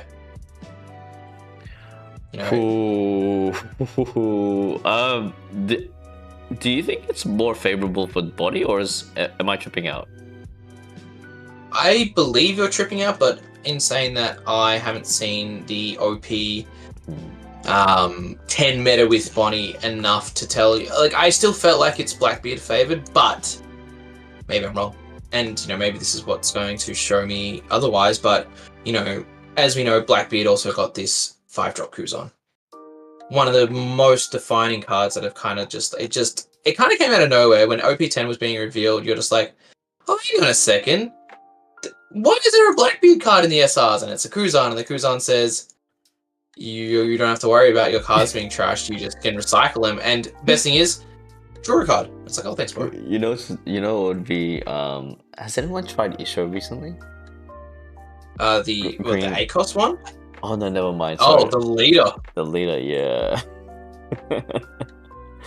A lot of shenanigans that you could kind of create. Actually, I'm so inspired to create a deck right now. Now, back to the game, however. Jasper being on, is it 7 Don, if I'm not mistaken? 8 Don, wait. 1, 2, I believe he's at 8 actually. Because I think he was he's on 8. So normally at this point he's probably looking to see, find a kid. Like, this is kind of the kid angle, which you play with the Cavendish on the board, but there is no Cavendish. So you can't restand the Don. And so it looks like he just starts to swing with a 6k of carrot and keeps the Dock Q frozen. As we can see, there's the Cavendish played, but obviously on plays are off at the moment, so he just says Cavendish and Dopey Rosinante blocker. That Rosinante blocker has just spiked up in price due to the popularity of Bonnie in this meta. I mean, it's as sticky as you can get. You play your ACOS kid, then guess what? Rest your build, rest ACOS kid with an attached, and then you can put in a Rosinante blocker. But wait, it gets better. You know what red decks are playing now to counter that kid? Not Divine Departure. The Mulgun? Yes, the Mulgun. Yes, sir. Yes, sir. That card I think is slept on. That's right. I've seen recently with Japan meta, they've been playing it four of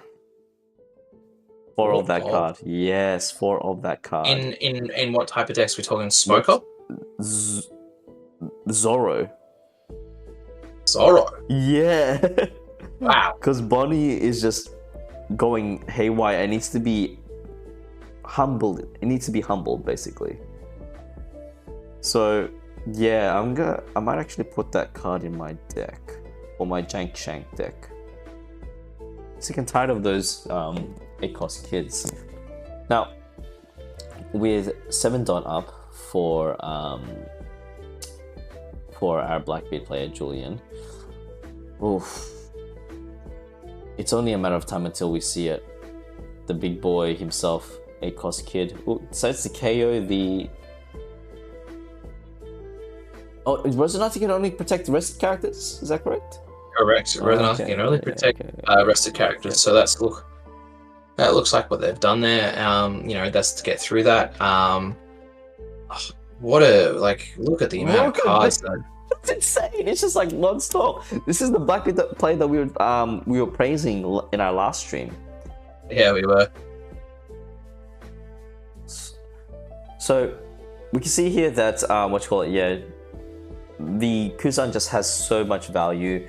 Get rid of the Kuzan, trash it, bring back your Van Olga, rest Van Olga. I mean, Kuzan wouldn't be much of value if the characters that you can bring back from trash were rested. However, it doesn't allow you to do that, so it just puts it straight into active, which gains so much more. I love the combo. Now we have 4 rested characters in the field. In this situation, I think getting rid of that Van Olga might be the best bet in this situation. Julian's running low on cards as of right now. How much cards does he have? I'm assuming that's 3 cards in hand. 1, 2. No, oh, never mind. No, this is done. Okay, I was tripping out. Like this. At least this carrot is getting a lot of value because it's swinging into stuff and keeping something rested as well. Yeah. Just very handy. But look at this. Look at you. Thank you, George. Thank you. Appreciate that. Thank you for moving your stuff out. Thank you. And the dice as well. So it looks like Jasper's actually going for the game. He's just swinging. He's just going for life. I questioned what that carrot was swinging into. I didn't realize it was swinging into life because I was just like, oh no, the bodies have been removed. But yeah, swinging life, and then he gets to play a Hody for free. He doesn't have to take his own life. He's putting Julian on 0 life. As we both know, unfortunately, Bonnie does not play Roger. Yeah. Roger would be a very good card in this scenario. But unfortunately, Bonnie does not play Roger. But, the Bonnie player, Jasper, might just be looking. He might, what are the cards that he'd have in his hand? Oh, there's a Blackbeard. And there's the Blackbeard. It's going to delay. So Yeah, it's going to delay. Probably more than the Hody says. The Hody gets rested, and then, Bonnie's ability gets turned off as well. And that's one of the biggest counters, is that as a Bonnie player, you always want to keep on done up and rest another character, but as soon as that Blackbeard comes down, you actually can't rest anything. Can you imagine if Jasper plays a 1 of Straw Sword? It just rests. That's what is that? Is that a 4 cost? The Straw Sword? Rest any character? I know exactly what you're talking about. I don't know how much it costs. It's one of the. Is it really 4? I think it's 2. No, 2 costs to rest the whole entire character? No way. Let's do broken. Broken? That's not that broken. I'm just resting a character for 2 done. I don't think it's that. Hang on. And no cost. All right. That's what. Hold on. Hang on. No, I'm already. I'm on it. You keep thinking there, Paul. I'm gonna go looking. Straw Sword was. Oh, was that a starter deck exclusive? Yeah. That's so broken. It is a 2 cost. Am I crazy? Yeah. What Oh man, That's wild. it's not broken. It 2 costs rest any character with no cost. Do you see it being played? It should be played in all green decks if Blackbeard's going to be part of the meta. You just beat it in other ways, like much like Jasper's going to show us here. But like, I don't know. It's you're not playing 4 of that card. Oh no, not 4. Like maybe 1 of maybe. Ew, but like consistency issues are just rampant, man. I guess it is searchable. That's it is a supernova. But I just think consistency becomes an issue. So, what does Jasper do here? Does Jasper just swing leader, swing carrot, and say, YOLO, if you have it's like if you have the counter for these cards, well played. So he goes 7. Okay. So Julian obviously needs 8k counter. If he doesn't have it, he has to block with his Blackbeard, and obviously you know what that means. Carrots come swinging. It's going to be a huge swing. Without, he swung 7, and Julian's thinking about this. Is he bluffing, or does he have the cards in hand? How many cards? He's got, I think, 5 cards in hand from what. 1, 2. Yeah, there it is. Yeah. So, what do you do here as Jasper? Is he putting Hold on? Is this hold on to say, even if you block with your Blackbeard, it will die? No, he says 7, and you know what that leaves up the perfect play for? A second Hody. And this is why Hody is a 4 of in Bonnie. It doesn't feel great when you whiff, but if he's just saying essentially, I have a Hody in hand, and Julian counters out of that. Even if Jasper plays a Hody here, it's just a free block with Blackbeard. So what does Jasper do? He it looks like he's tapping 5. If he can kind of wall up and just say, I'm on 1 life, kill me now, or forever hold your peace, or get rid of my board. And that includes a Hody that's unrested and just sitting there as well, which can't really be interacted with. And don't forget that carrot swing also stopped a card from untapping as well. That's right. So that's going to be the ban order. Yeah, and in addition to that as well, even if Julian does have a 10 cost Blackbeard, he would actually need to be forced to swing with his already his Blackbeard that's already on field, because if he decides not to swing, if he does swing, guess what? That Blackbeard's just going to go to waste. So it just really forces out the aggression from Julian's perspective. Jasper over here. 1 blocker. 2 blockers. Ew. 2 blockers. And I love what he's done here. He's put the Don on the killers. So I don't know, Paul, if you know, but it says killer says on block. If this card has a Don on it, if you have 3 or more cards on your field, you actually gain a card. You draw a card on the block. That's absolutely disgusting, but I love it.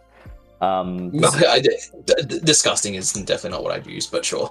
But look, it is like you're just stacking up blockers upon blockers, and how many blockers can a Bonnie run? Well, we have killer, we have a cost kid with not a cost kid. That's not a blocker. 2 cost Resonante. 2 cost Resonante. Yep. Name another one.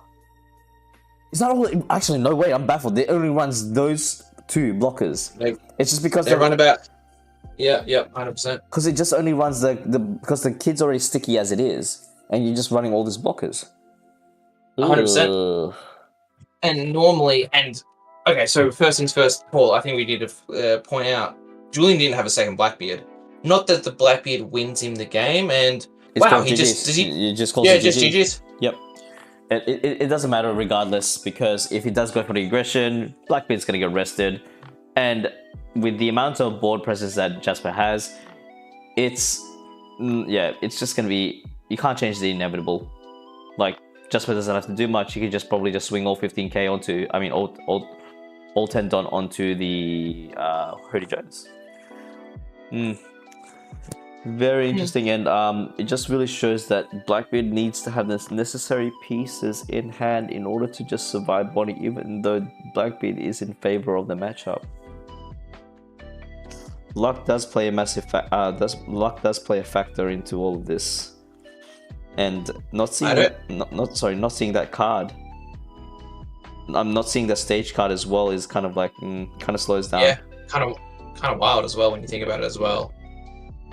And that's, I think you'll find a lot of One Piece winners or just winners in card games as well. Like, even like, what I've been really into the Pokemon online game, like I don't know if you know Wolfie as well, and he says every time, like, he is arguably the GOAT, is the GOAT. He says a luck does play into a lot of it as well.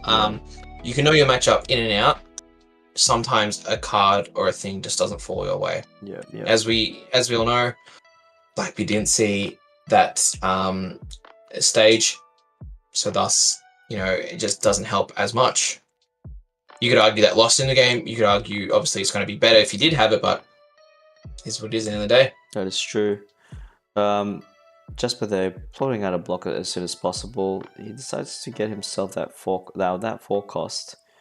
Black hole is going to come in handy, especially if there's a Tashigi already. If Jasper decides to play Tashigi with forecast with 4 done up. Do you think that playing another Rosinante would be the best role here, or like what can Bonnie play with 4 done from your experience? Tashigi. Tashigi works. 4 done is normally an awkward time for for Bonnie. I find a lot of time I'm doing 8 and leaving a Don up, or you're just playing a blocker. And as we said, the Tashigi as well is like this new card. And it does actually force resources out of Julian to deal with it, because, the Van Auger and the Doc Q has to be used on it. And then he's, as we can see, Jasper still has this Rosinante on board. Yeah. And that's, it's a card you want to get rid of, but you're dealing with Tashigi, and so thus you allow to keep the pressure on with having saying that eventually I'm going to play a big body. Jasper's going to play a big body, but you still have to get through by Rosinante to be able to deal with it. And again, Rosinante can help protect rested characters. Yes. It's annoying, man. It's annoying. It's like you'd love to get rid of it, but you can't, obviously, because you've got some bloke sitting, you've got another card you have to deal with, which is Tashigi. I just, wait, is Jasper the only Bonnie in the top 16? I don't quite remember. Ooh, I believe there was 2 Bonnies. We do see a 9 drop Zoro, but I definitely don't think that it's going to be a good card for the late game unless he's properly set up his board. You can imagine. I was going to say, you just imagine if, for whatever reason, the Tashigi did stay around, and then he has the Rosinante and the Tashigi. Imagine trying to get rid of that Zoro. Tashigi protects it, and the Rosinante protects it. It's just like a double protect, and I think that is currently what people's gripes will be with Bonnie. Yes. And look at this. He's just using the Rosinante to swing in the Doc Q. He says, "You want to give me a 2K for this? Good luck." It's like, you know what? Screw it. Like, screw your rules. Do you think that he's going to be playing a Tashigi, though? To protect it, a Tashigi and also a Rosinante. To protect the Rosinante. You're protecting one to then lose another, but like 100%, yeah, you could. But I mean, I think on plays that are on effect at the moment, as you can see, we've got a dice on the Blackbeard, and that is to indicate that he's used his ability. So, there's a few awkward cards at the moment that you normally want to be playing, such as the Cavendish, such as the Carrot. Carrot would normally say Van Auger was rested there. Unfortunately, can't do it with that. There's the new tech as well, which is Smoker. If Jasper saw a Smoker there, maybe that was the play. Ooh, that's right, yeah, and then play the Tashigi if you wanted to. 100%, because Smoker allows you to unrest a Don as well, and that's an activate main, so that's not not tied to Blackbeard stopping it. Yeah, I just had a I was blanked out there. I remember. You were thinking Smoker. Yeah. You're all right. My apologies. Sorry, I didn't say anything. As long as I realize, plays the what? He plays the Stronger. Wait? He got rid of the Stronger back to. He put it into trash, or what happened to that Stronger? He played the Stronger, right? He would have used it to -2 to the Carrot. Oh, okay, yeah, fair. because Stronger is an activate main, and it's essentially just a -2 as well. But yeah, it's what he's used it for. And we can see Julian also has he now has the stage on field. Hopefully he has better luck in trying to siphon through his deck to get the necessary pieces for the late game. Let's see here. Now, his hand... Oh no, that's his Dawn actually. He's on 7 Dawn right now. Use the Blackbeard ability to prevent any more on-play abilities from Jasper's turn. Now, Jasper, the question is, I see that you have a Rosinante in your hand. Even though did Jasper go first or second? No, he went second, so he should be on 8 Dawn right now. Yep. Swings 5 into lead. Is this what we're going to see? And there's the kid. Resting the character, then we play in Rosinante. Unfortunately, he won't be able to do the taunt ability. Yeah. But you know, it establishes these 2 cards on the board, and this kid is actually pretty well protected because it can't be KO'd due to the Rosinante sitting there. And then you'd be surprised at what kind of Don investment this Blackbeard might be considering to KO the kid. Yeah. But I definitely would be surprised if they do anything like that. And then we see the 5-cost Kuzan. He more than likely will be getting a... Looks like he got a Van Augur with that. So Kid is now currently sitting on 5 power. And that probably sets up for a... Kuzan. Oh, he's got the Kuzan from the search. So he's only on 5. Oh, no. Julian's only on 4 Don left, though, so... Finger Pistol. That will definitely do it. Yeah. Yes. Of course. We forgot about that card. It's like one of those cards that's like been in Blackbeard for so long, but then you just kind of forget about it, and then gone. I don't feel good for Jasper's position right now, especially with the double Van Augur on the board. That every turn is -6, and he has the KO. You know, with Doc Q. He can swing into the Doc Q, but again, Julian gets a card. Can also use a Kuzan, which you saw him pick up to take either a Van Augur or a Doc Q just to KO stuff. Now, do you think that being on 10 Dawn right now, would Jasper probably playing a Hody in this stage of the game actually help? Just getting rid of this. Oh, takes a life. Is that a Zoro? There it is. 9-cost Zoro. I think he kind of, Jasper feels like he has to do it. Yeah. The issue will be, imagine if, I think Julian just plays a 10-cost Blackbeard here, and then goes 5/5. Sorry, goes 5/6/6. Cards out of hand. Looks like Jasper's sitting on about 4 cards in hand, 4 to 5. And it says, Zoro's useless for a turn. If he has a second Blackbeard, he can do it again. It just, Or, again, with the double Van Augur, can just get rid of the Blackbeard, which looks like the Blackbeard, the Zoro. Oh, never mind. He's going to play the Kuzan ability, bring back probably another Van Augur? Maybe a Van Augur, maybe a... third Van Augur. Dirty. That is gross. Disgusting, but there's so much value from the Kuzan. I mean, just play it on the field and then recycle. It's basically a zombie deck at this point. Like goodbye Gecko Moria, hello Blackbeard, and then we have another Kuzan, brings back what? Jesus Burgess? Jesus, I would think just an extra big swinger. Or does he go for the 4th Van Augur and just says whatever comes on board, he can KO it immediately? I don't think that will be happening, but that would be very amusing. Julian is putting up a fight here right now. It's like, you know what, Jasper? Come at me, bro. Bring up your big bodies, but you're not gonna like what's gonna happen because I've got 6 Van Augurs here. At this point, do you think Jasper should just swing 15? I think Jasper should GG out.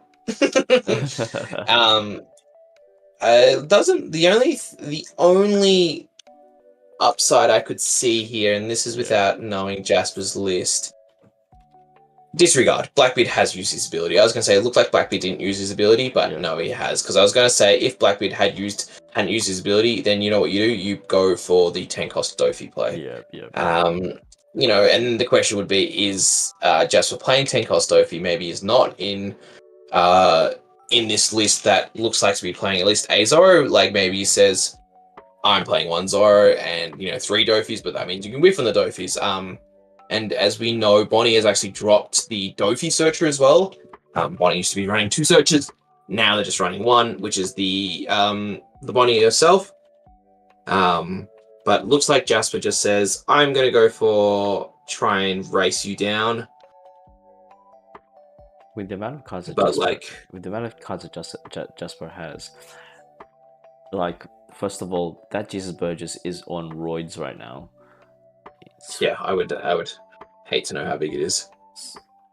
6 into lead. Oh no, there's a cost reduction. Okay, never mind.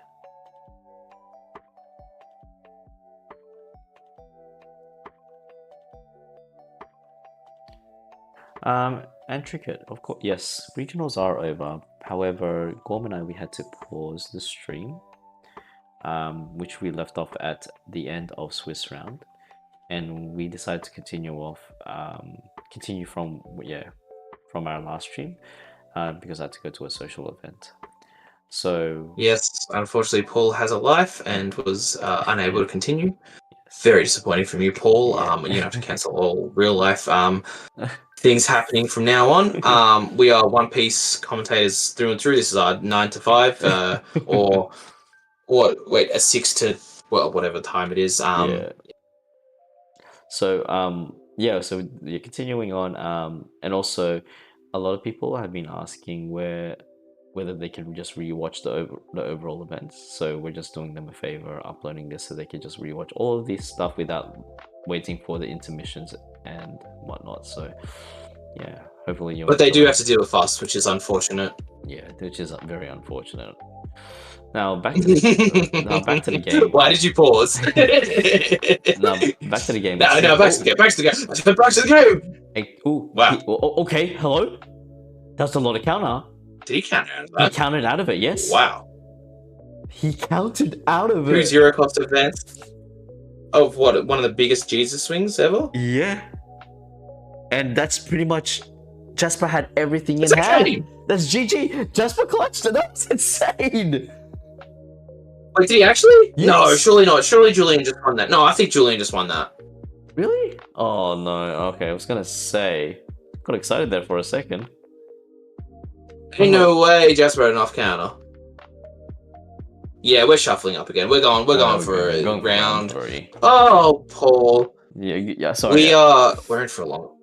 Yeah, well. We're gonna need a caffeinate, brother. Well, no, coffee actually puts me to sleep. Can't drink coffee, especially at night time. What's wrong with you, man? Oh, I don't know. I think it's just my the way my body handles whatchamacallit. Yeah, the way my body handles caffeine. I think it's too much, and then You crazy, man. Yeah, I know. I don't know what's wrong with my body. But yeah, it's man, what a game. I really honestly thought that Jasper had it, but the fact that Julian managed to rip out 3 Van Augers, it's actually quite disgusting. You don't need to have 10 drop Kuzan, you just had Van Auger on the field. 3 of them. And I also just think 10 cost Kuzan does not work in definitely whatchamacallit? In Blackbeard or Navy. Yes. yes to both. Yes to both. Yeah, yes to all. Okay. Oh, Julian, brother, please stack your card. It's like he doesn't care. I'm gonna hog up all the space. Life. I love life.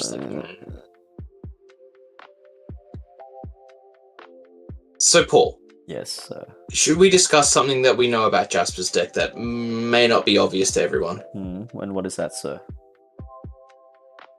Would you like to know how many Zoros Jasper is playing? 1. He'll be a man to be playing 4. I thought you were going to say if he was playing 2. And then I'd be like, yes, he would be a man. How about if I told you he was playing 4 Zoros? Shut up! No, he isn't.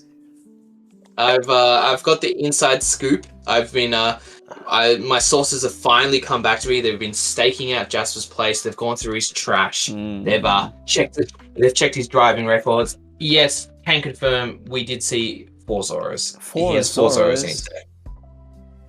If I had to ask you another question, Yes.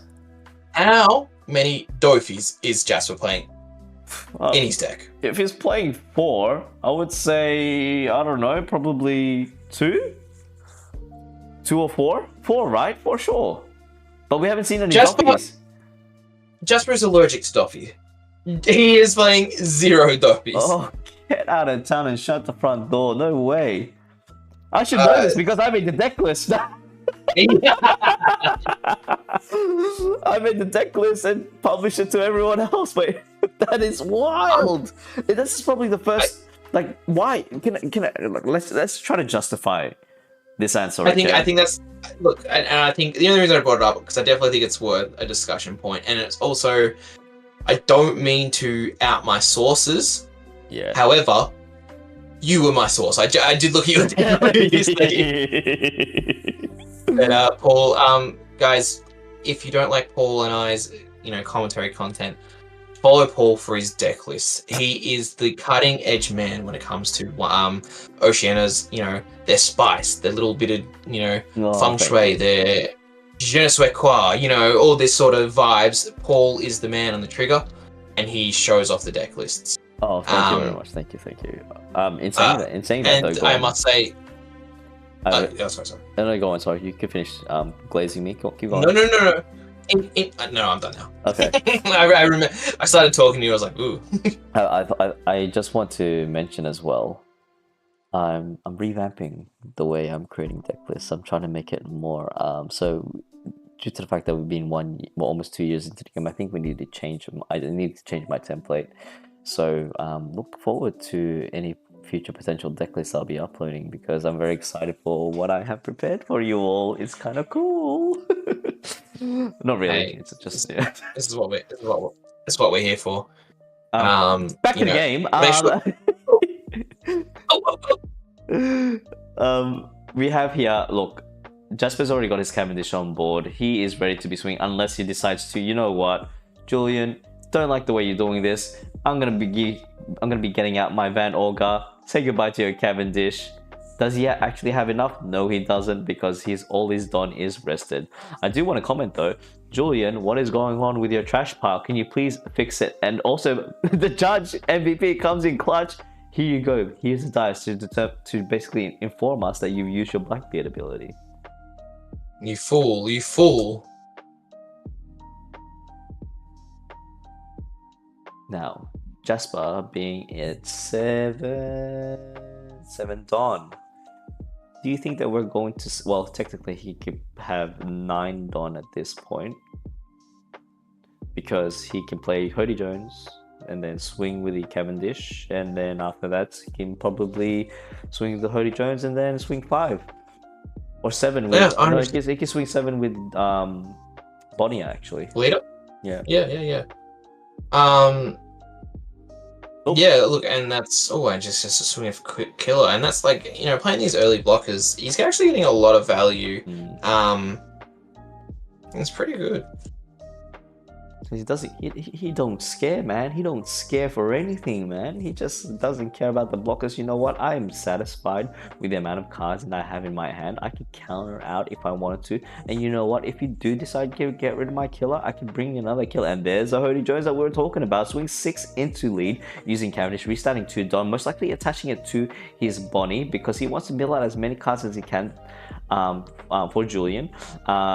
Julian has to be either taking 2 life at this point, or he's going to be forking out. Oh no, he decides to swing. Oh no, that's right. He wants to leave 1 Dawn open for the No, it doesn't. Okay, never mind. I retract everything that I said. I thought he was gonna leave one Don open just for the bonding ability. However, he's like, you know what? Screw it. I already swung with my killer. I'm gonna give you another killer instead.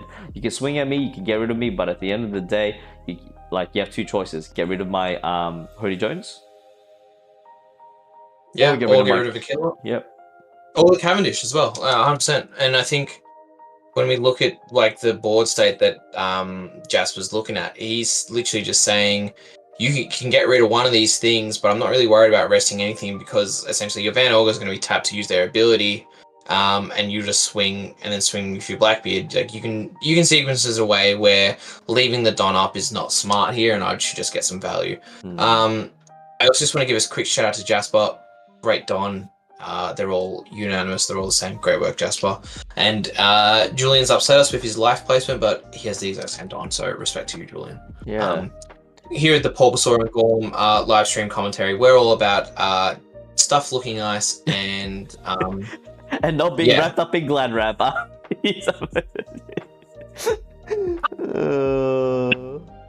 Oh man, that's I want to see the clip of that call. That's really funny. Yeah, that's funny. That was one of the funniest things I've seen in a while. If you missed our last stream, basically there was a player that had his leader wrapped around in Glad Wrap. He packed it up. He legit packed up, and I'm like, you know what? Screw this. I'm going home. And wraps up his leader in Glad Wrap and leaves the table. Oh, that's wild. With 10 Don, no. With 9 Don available, look, what is the possible thing that he can do? Get up another Hody Jones. Swings 2, KO, draw card. Or a Zoro. He wouldn't Zoro. Don't forget, he also has the Cavendish up as well. He could. He has the Cavendish ball. The Cavendish will also unrest too, so we could definitely see a play of 9-cost Zoro, and you can play Tashigi behind that, and that will stop the Van Augers just doing the double pop. Also, you know when you used to play Blackbeard in the 09 meta, you didn't really think about Van Auger much. It's much more relevant now. Like I feel like I see Van Auger. It's like this card that is like being good. But I think with the Cruzon, I think we've just kind of noticed how good it is. Like, it's kind of crazy. There's a lot of trash. It would be a shame if Julian just decides to be like, you know what? Here, I play my Jesus Burgess. Let's see how buffed up I can get him. But I don't think he'll do that because playing Blackbeard would be the most optimal move in this situation. With 9 costs. And there it is, Paul. There's the Zoro, baby. There it is. Although, where's your Don at? I think you've tapped too much Don there, Jasper. Would you like to untap a Don for us? Or is he only on 9? Oh, he's only on 9. Disregard. We are just... I thought he was at 10 Don. He's only on 9, so that's why all his Dons tapped there. That's why I said 9. So he can't... Oh, I'm sorry. Apologies. It's all good. Looks... Now we have... Take that out. Cut that out. Cut it out. Do you reckon he's going to leave one Don? Yeah, he's going to leave swing 6 into lead or maybe 6 into Van Auger just to bet out another counter. Or he could probably play another blocker. However... do you think he would play a Corazon instead? Just in case he could get some value to save his Cavendish? Yeah, for sure. Could definitely do that. But looks like, he has to have that card in hand as well. We haven't seen... I don't think we've ever seen Jasper Search. I don't think he's actually seen a Bonnie Searcher in each one of these games. But then, look, there's a lot of... he just swings 7. I think he's just trying to put the pressure on... onto these... onto Julian to say... Although you have to deal with this Zoro next turn, I'm just going to keep kind of chipping away at your cards. And as we know, Blackbeard hates being chipped at. And if you can get there eventually, it's going to work out. And, he's searching. What is he searching for? Probably... Oh, when he showed the Jesus, is that actually... No, I don't want Jesus. I want a Doc Q. But, and Judge is... What's Judge doing here? Now, apologies for what you're about to hear next, because my son is going to be running into the house because he just got home. Now, Roxy, I was like, Paul, did you see it? Did you see what just happened there? What just happened, sir? So Judge actually stepped in and didn't let Julian swap his mind because he did show off what he was going to pick, which is the Jesus. And then he's like, "Oh no, I want to dock you here." But Judge stepped in and said, "No, you pick Jesus. This is your card now." And took the 2 cards off the bottom of his life, and then bottom of his deck, and gave him back the Jesus, which I thought, I think that's fair enough, to be honest. He displayed it. He put it down, like he took his finger off the card. If he held onto it, then I think he's still deciding. You could argue there, but yeah, that's exactly. I think that's some good judging there. I think we need to call it out when it's good. Now, do you think that we're going to be seeing back-to-back 10-drop Blackbeards trying to stall out that Zoro as much as Julian can? I mean, the card limitation, the card's resource in Julian's hand is not looking good, so he definitely needs to see those Blackbeards back-to-back and really try to stall out that Zoro as much as he can. Or, you know what he could possibly do? You know what? Screw the rules. I'm just going to distribute Don to both of my characters and just swing, swing, swing. However, I think Julian is going to be... Oh, don't tell me he's going to... Don't do it, Julian. Don't do it. Wow. Don't do it. Wow. I mean, Julian, Jasper. That's not Julian. That's Jasper. That's Jasper, sir. But, wow. You know what? Alright, have fun dealing with one Zoro. Let's want to do it for the second one. This is absolutely wild. Stacking up. Oh, there we go. Restacking 2 Don. He has 3 Don to play with. What up, Rox? Hey, Roxas. Hey, mate. How are ya? Hey, gangster. Hey. You want to say hi? What's going on, gangster? Come here. Now. What up, G? Okay, so now it's not like good for Julian. Either he has to brew. No. It's like you deal with one Zoro. Yeah, cool. You could prevent it from attacking, but brother, you only have 10 Don to work with.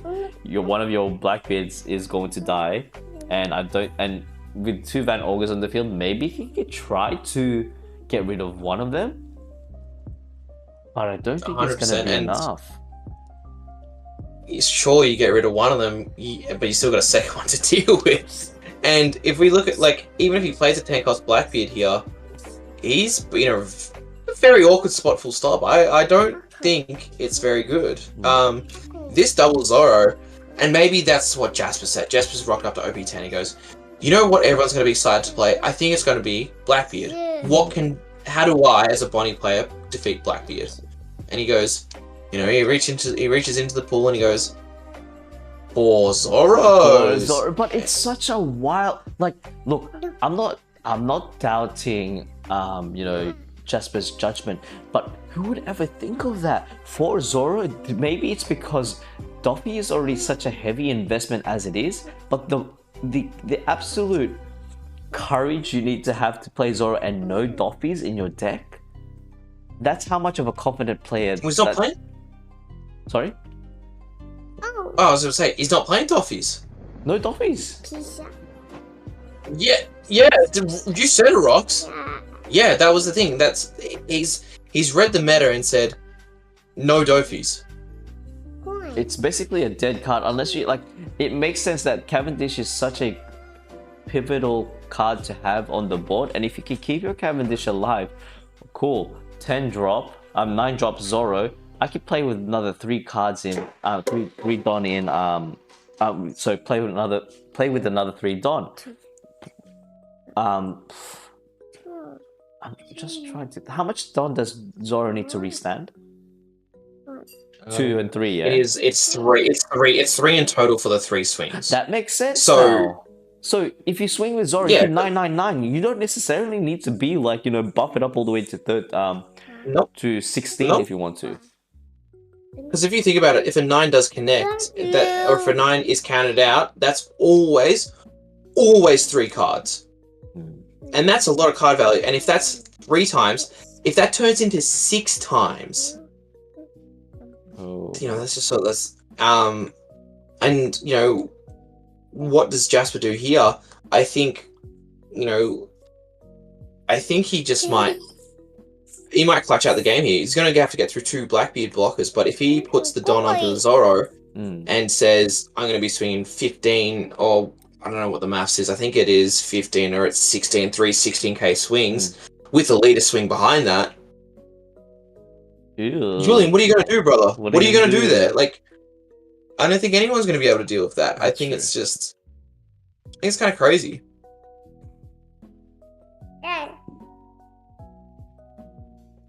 You know, you can stop your own plays. It's fine. And another thing is, Paul, he has a Cavendish there. This is another... Look, I'm just surprised he hasn't gotten rid of the Cavendish yet, because he hasn't put in any no Rosinantes, no Eiichiro kids. Eiichiro kid, yeah. No Tashigis. Cavendish has been on the board for way too long. But yeah, it's like kind of crazy to think, like, I think Jasper just has the game here, especially with the amount of swings and the power that's going to come through. And even that, he just swings 9. He just swings 9. It's not looking good. Look, you can have all your blockers there all you want. You can take that life. You know what? He needs a clutch. Finger pistol, wow. What a clutch. Is that what he was looking for? I don't know. But like, does Jasper just say, what does Jasper do here? Does he just put Don on the Zorro and just, maybe not all of them, but like, you know, leave enough up for... Yeah, to withstand and everything. But like, you know, what does the maths go? Does he only swing? And it looks like he's saying 11. 11's the number. You said it rocks. He's having a great time. He is. Loves watching Blackbeard gameplay. There we go, there's the block. Can there's only the block. Do so much, but wait, there's more. Block again. And then look, the maths works out. Oh, and he swings with the body. GG's. GG's indeed. 4-0. Blackbeard, good luck dealing with that, brother. Oh, nice. Oh, well, congratulations, Jasper. We're moving on to the top 4. So we're going to fast forward a bit, and I'm going to wait for you, Gorm, and it's actually not that far out. Okay, so, we're going to be playing from 11:08:14. 11:08. 14. 14. Yes. I'm with you, Paul. Alright, ready? 3, 2, 1, go! 1. Alright. I think we're going to be tired tomorrow, Paul. We're very tired, yes. Who needs to go? Babo! Babo! Alright. You Roxas, you want to go to Mummy? Go to Mummy? Or you want to stay here? Okay, you can stay here, okay? Just commentating. You just do. You want to say? You want to say hi? Say hi. What? S? Okay. Bravo! You're saying Blackbeard. Ah, okay. Now, here we have a very interesting matchup. We're gonna see the battle of the Doffy Vanilla. Blackbeard versus Doffy.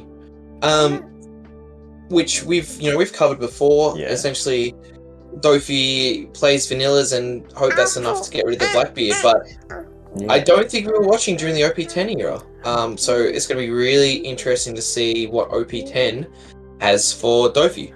For Blackbeard versus Doffy, should I say. I think it's not going to be a big challenge for our Blackbeard player because, like I said before, that Van Olga chain combo from the Kuzan is going to be a menace. And how much cost does it reduce? It reduces it by 3. So and Doc Q can KO 1 cost or less. Is that correct? Correct. Ooh, so this is kind of. I feel like next thing you're gonna say is that what number does Doffy play the most of? Oh, that's right. That's number 4. That's 4. So, we might be seeing a very fast game here. And then Doc Q already KOs the Perona. It's like, you know what? Yeah, you can. And that was the nice. No. And that Perona was nice. Exactly, it's a finalist. I'm pretty sure the finalist version of that Perona. Sure is. Let's just try to think. Let's put ourselves into the mind of Kaito. Now, as a Blackbeard player, you need to be getting any bodies off the field as soon as possible because that extra 5k swing from that Perona can be quite crucial, especially in the early game where Blackbeard wants to maintain the life lead as throughout the whole entire game, because like that board is just going to get swarmed in a matter of probably in the next 1 to 2 turns. Now, Doflamingo, is he going for the... No, he didn't go for... It's not going to be a complete wide blind swing because he did use the Perona at the start. It's what he stacked on top of that deck is going to matter. Is he going to get Jinbei? But no, it's either way, it's not going to matter because I tell you why, Gorm, Blackbeard has played his own playability. No, thank you. And that's remember when we were kind of, I don't remember which game we were watching, Paul. They were kind of, you know, going to one, but like we kind of find that nowadays we find the Blackbeards just trash cards early, turn those on plays off early, and I thought, you know, I'm not sure if that was a meta thing that developed, but it was definitely like something we didn't kind of see at the start, but now from, you know, from now on, you just trash early. You go. It's kind of concerning from Kaito's perspective because 1, he doesn't have his stage card, and 2, he just went, you know what, screw your Weevil, I'm gonna swing 9 into it. Does the on play ability once again, swing 6 into lead, decides to take life. Now, I think Kaito is doing this on purpose by preventing him giving himself any bodies on the board, because I have a slight feeling that he's ready to play Liberation. Now, if for the people that don't know what Liberation does, Liberation is a 6-cost ability that enables you to basically KO a 6-cost and a 4-cost on your opponent's side of the field. However, you must have 2 characters or less. Your opponent must have 2 characters or more than you do in order to activate that. And what is that? I cannot see. Is that a Kuzan? I'm pretty sure. I see Mr. Glary McGlary. That's from Donaldson's Dairy right there, Paul. Well, sure, let's call it a Kuzan. I'm not 100% sure, to be honest, man. I'm pretty sure that's the only 5... No, there's Van Augur, that's also a 5-cost, my apologies. However, I do see that there's a Van Augur in trash, so I'm assuming that it actually might be a Kuzan instead. Yeah, I wouldn't be surprised if that was exactly what it was. Yeah, look, I mean, it's really impressive how that one card has specifically picked up the entire glare of the overhead light. But we can see, you know, Brayden as well has the very cool shout out to the new Altos that came out for the dash packs with OP10. Those, I'm glad Oceania got those cards because they are great. No! That's right, Rox. That's one of the cards. If you're triggering Finger Pistol off life, it feels good. It's just great. And you can only do so much. I mean, yes, you could have your Gecko Moria on the field. Is that a Gecko Moria? It is. Yeah, it is. Yeah, it is. Yeah, that's the SP. Now, do you think? Let's see what he's going to do here. What can Kaito do in this situation? He can't play Liberation because he needs to have 2 characters or more. Do you think it was actually worth popping it? Do you think that he should have just, you know what, screw it. I'm going to take the hit but not to the trigger, so then I can play Liberation in the next turn and then KO and swing into the Gecko Moria. No, I wouldn't think so. I think it's just and that was a Kuzan. That's the Altar Kuzan, one of the best looking cards from OP10. I think you know, playing around Liberation, you are actually hurting yourself. I think you don't enable yourself to be, you know, to deal with something. And it also just looks like, you know, he just Finger Pistols and gets a Weevil off the board, and then he can still use the Kuzan ability here, which I think we probably will be looking at it, because I think he's going to firstly leader ability and then cruise on to then get maybe that Jesus, which he just put in there, which is just pressure. And it's just, you know, the Dofi can't remove it. It is just an annoying card that stays around, and it looks like it's an 8k swinger as well. Yeah, you just kind of see the Kuzan value there, and I think, you just always want to trigger the Finger Pistol. If you can get the value for the trigger, it means you can liberate later if needed. That is true, and yeah, sorry, go on. Oh, I was going to say, it doesn't force you into needing to liberate this turn. You have a bit more flexibility, and I think that's one of the biggest things to, you know, keep an eye on, is just your flexibility for each turn.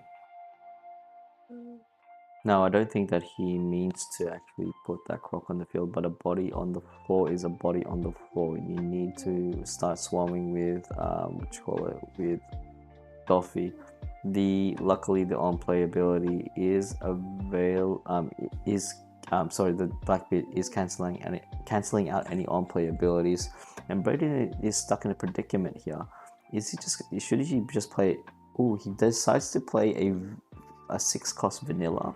I mean, yes, it doesn't do much, and the on-playability doesn't pop off, but at the same time, that 7k swing heading towards Kaito's way is going to hurt him, especially due to the amount of cards that he has in his hand right now. He doesn't have that much to any 2k, he doesn't have any 2ks, and also, I don't think that he has a 10-drop Blackbeard on the field. But you know what? It doesn't matter, because Liberation, baby! There it is, and Liberation says goodbye, Jozu, and that's like one of the biggest cards that another one of the biggest cards that help, at least in this matchup, the Blackbeard. And there's just so many pieces right now. Look at this. I think I'm not joking, Paul. I think Braden has 1 card in hand. Am I crazy in saying that? He has 2. He has 2 cards in hand, sir. No, he's got 3.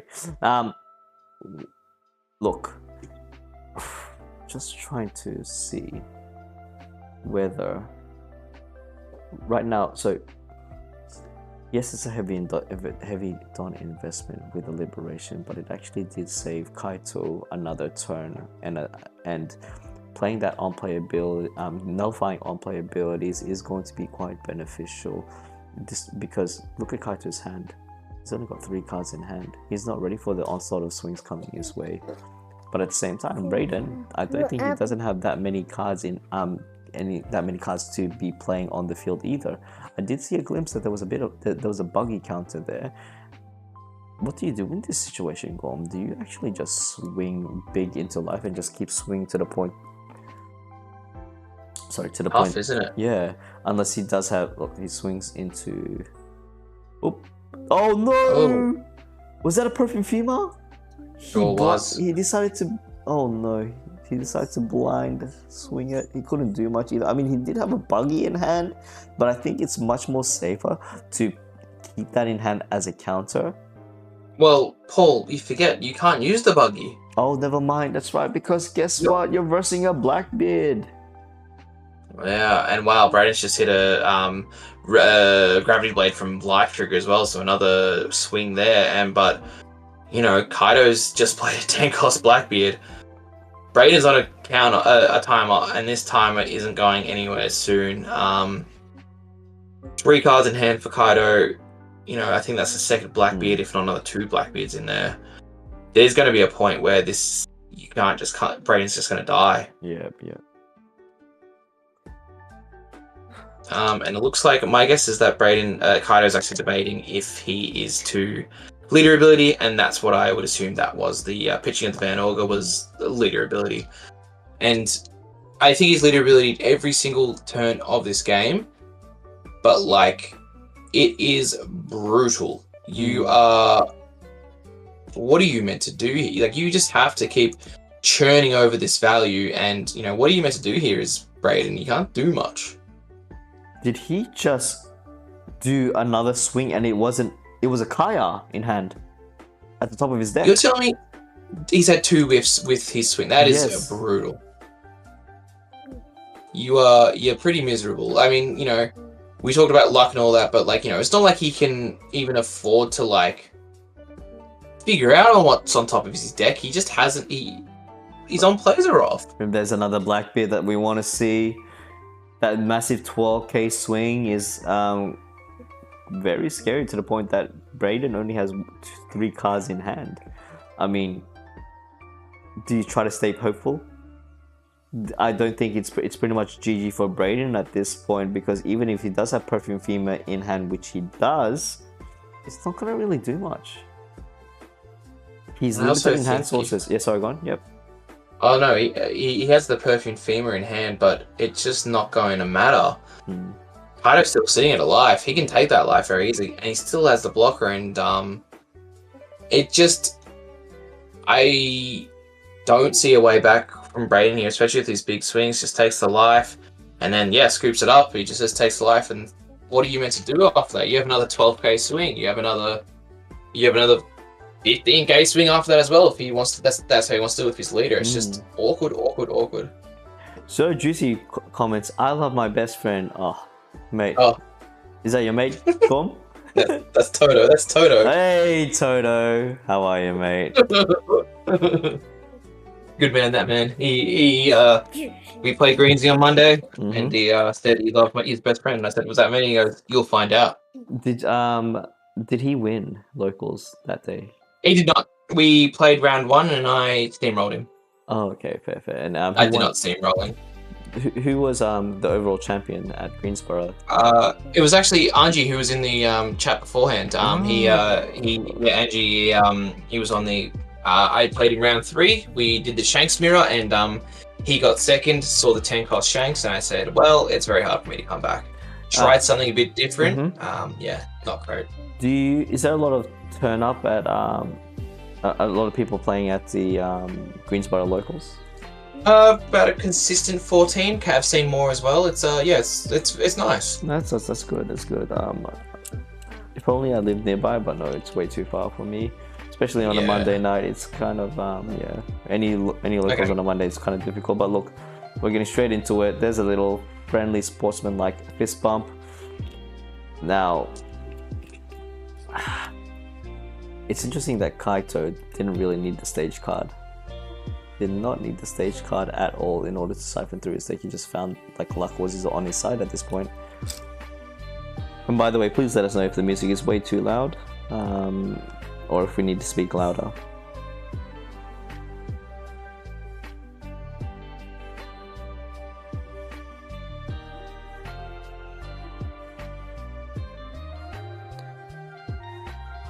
Now. Oh. Yes. Should we just fast forward? No, we're good. I think we're good. We're good? Yeah. Actually, I'll fast forward around. 10 seconds, 20 seconds, 30 seconds, 40 seconds. Alright, I mean, so the first card is the buggy play. Buggy play? Let me know when you see the buggy play. No. Buggy. I am so far out. Okay. 3. Buggy played now. Yeah, buggy played. Look at the hand. There we go. Dude, Brayden's loving life right now. He just used it on play. Tell him, Rocks. He literally just saw a he's used it on play. It's great. That's essentially what he's been crying out for. It's what Dofi thrives on, is on plays, and when you don't see on plays, it hurts. When you can't use on plays, it just ruins some decks, and Dofi's definitely one of them.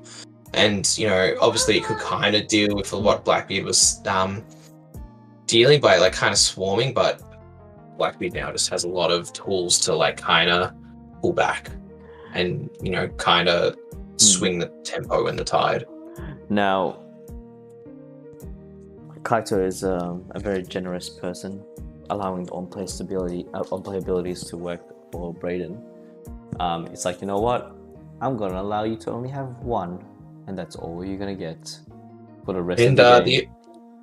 Of course, and the issue being is that Kaito didn't even have a chance to stop it because Brayden went first. Brayden, now, he decides to swing 9 into Paul Hancock, and I'm like, yeah, you know what? Screw that. You could have him. You could have her. On playability, there you go, Brayden. You are back to jail. You go. You're getting locked down, mate. You're not gonna get anywhere. 6k into life. He has to take it because he needs it. Like, it's looking quite bricky right now, but he does manage to get the event trigger. Allows him to search top 3 and get himself a Blackbeard type card.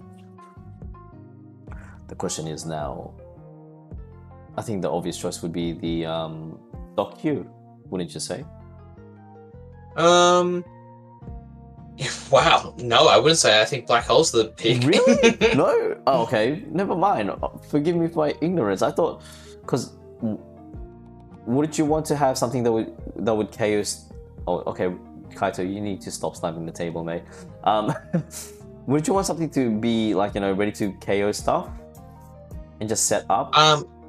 I think the issue is maybe he doesn't see the cards necessary to combo into a dock queue at the moment. Whether it be a Van Augur, whether it be some of them cost reduction. I think Van Augur's the most obvious one, or like the strongest as well. And you probably want to keep 2Ks in hand because you just need cards. You know, cards are the biggest number one thing that Blackbeard needs.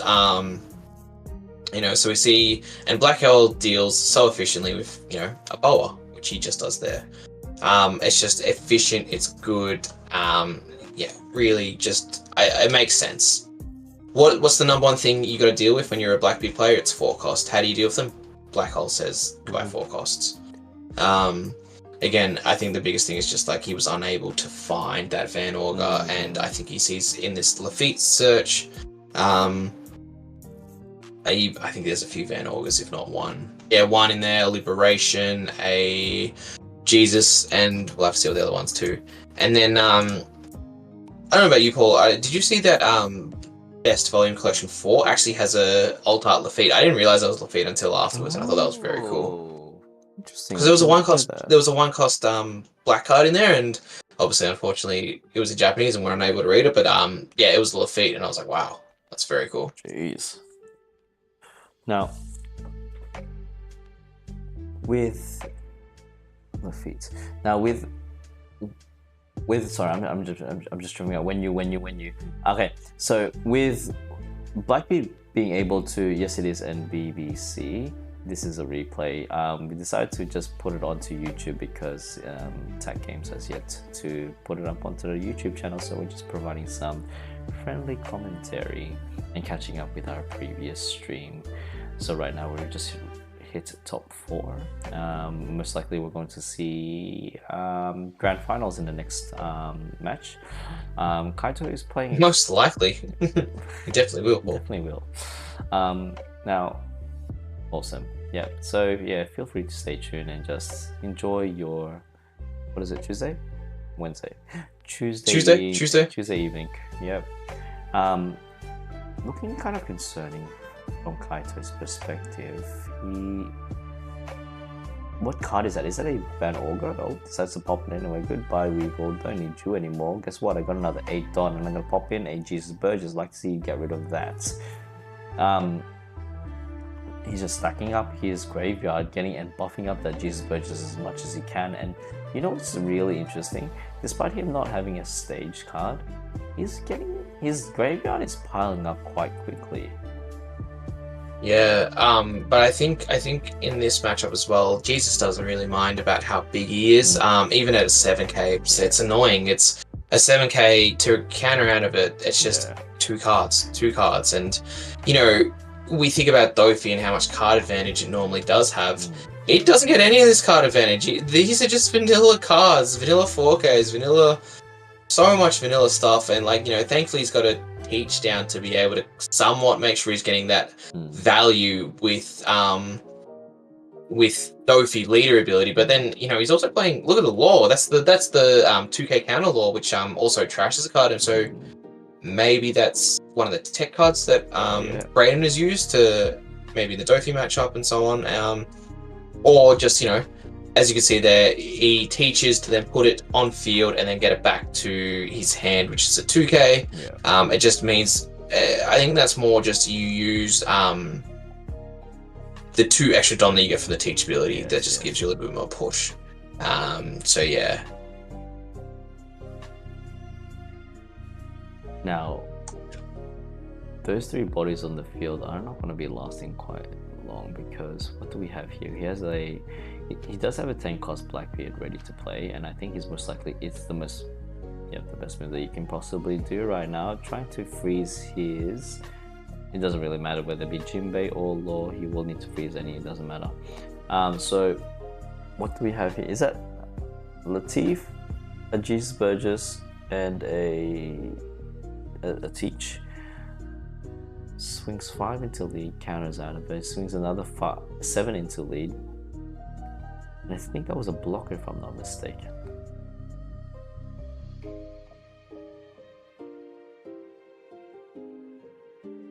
Yeah, just he gets to play down the 10 cost teach and put up a giant blocker, which will never, I don't think Dofi ever has a very good way of dealing with the 10 cost teach. And when you get to this point in the game, although we look at Kaito sitting at 2 life, he has the much better board. He has the cards that will actually, while the on plays are off, get the value.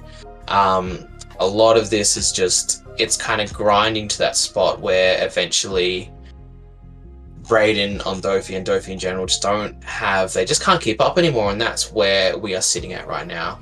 Braden's kind of used all his juices, which he didn't have full stop. He's used them all, and he just doesn't get any extra ones either. Decides to block that 7. He's deciding whether to block that 7k attack. I think you got to be very careful in this situation, because Kaito is sitting only on 4 cards. Well, it doesn't really matter. I think he can defend out of it if he decides to stack all of his Don onto his Doflamingo. Yes, Roxas. Would you like to watch as well? Yeah, okay. Now, he's that desperate to put Don onto his Martial D teach his 2 cost. He can't really do much. Do you think it's more beneficial not for him to play anything at all and just save those cards in his hand as counter and just go for the defensive option? I think when you say defensive option and you say, okay, defend out of a 12k swing, you think, well, I can't really do that. That's not much of a defense. I think that's the biggest issue right now, is that these are slowly getting, it's just the value's not there. You're swinging 7 with teachers. You're using so much Don just to get such a swing like that, and you're just not seeing the value. Yeah. If you think about a 7 Don turn, there's so many much more things you want to be doing on 7 Don. So yeah, a lot of it's just like, it just hurts right now. Do you think that does he have Liberation in hand? Do you think Liberation is worth playing at this point, or he can't? He's sitting at 3. Braden's sitting at 4. You need to be above 2 over. I thought he used his own playability. Why did he bounce back the law? It's the 2K law. It's the wrong. It's the yeah. And that's the activate main, I believe. So that is how he's doing that. But yeah. With 10 Don up, what can Kaito do in this situation? Can he just go for the win and swing?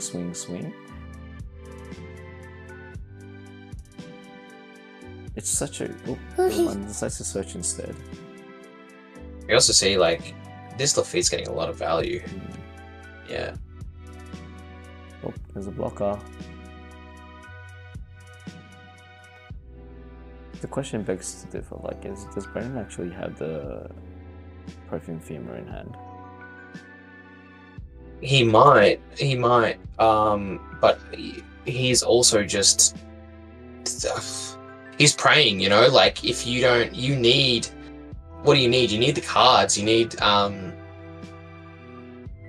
what am I trying to say? You need to get through all the stuff, and it looks like, Kaito's just saying, I'll get rid of the little cards, you need these to, and at least one more to connect, and you're not seeing the cards, you're not pulling the cards, you're not manipulating your top 5 cards. None of this is happening, and that is what Dofi's really key around, and it's just like, it's tough.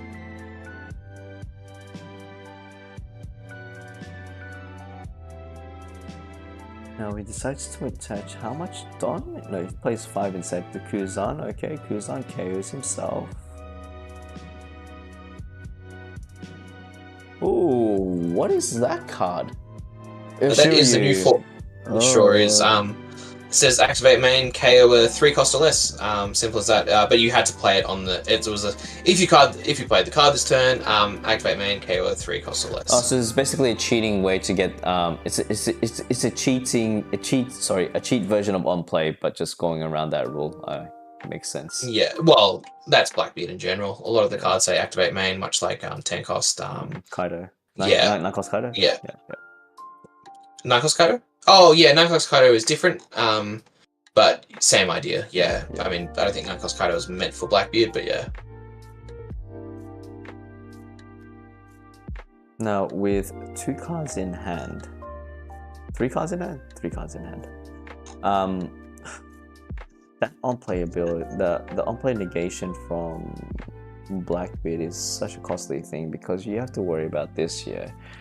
Not only do you have to keep trying to just constantly eliminate threats on the board versus Doffy, you also have to be milling out 1 card every single turn to ensure that the on-play negation is active. Thus also limiting your hand size and potentially like reducing the amount of counters that you have in hand. It's like you're really playing out. You're really hoping to play that 10 drop, hoping to find the 10 drop teach as fast as possible. And I'm not even sure if he's running any stage cards with his Blackbeard deck. I would assume so. I don't think there's a Blackbeard deck that doesn't run the stage. I just think it's he doesn't see them. He just hasn't seen them. But I don't think that really matters either. The more Blackbeard is, this whole matchup is about just making sure, although you're losing a card per turn from your hand, you're also denying Dofi getting those extra cards, and it's kind of a not a net neutral, but that's kind of the idea there.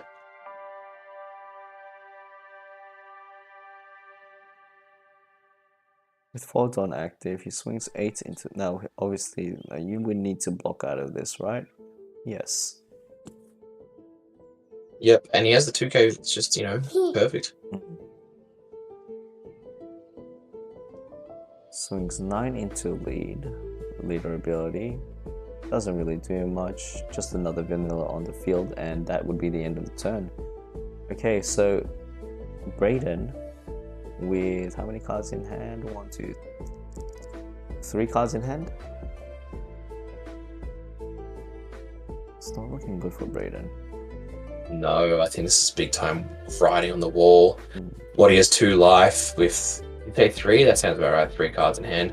Even then, I think Brayden, the only thing he can look for, he has to firstly A, hope he survives his turn, or B, but it looks like Kaido has the maths to figure it out. He's just going to swing another 9. Even if Brayden counters out of this, which he obviously looks like he can't, he just goes, he's already chucking the GGs, and that's a clean, easy 2-0 for Kaido. Not always easy, but still very close. But GGs. Looks like it's done well. All right, cool. Now, fast forwarding to our final round of the day, which is going to be Jasper versus Kaido, and we're gonna go all. Whoa! Yep, that final round of the day, Jasper versus Kaido. Just gonna. You tell me where we're gonna sync up, Paul. Hold on, I feel like there was some technical difficulties from text. Oh, there we go. We're gonna be syncing up at 12:11:57. 12:11:57. Where am I at?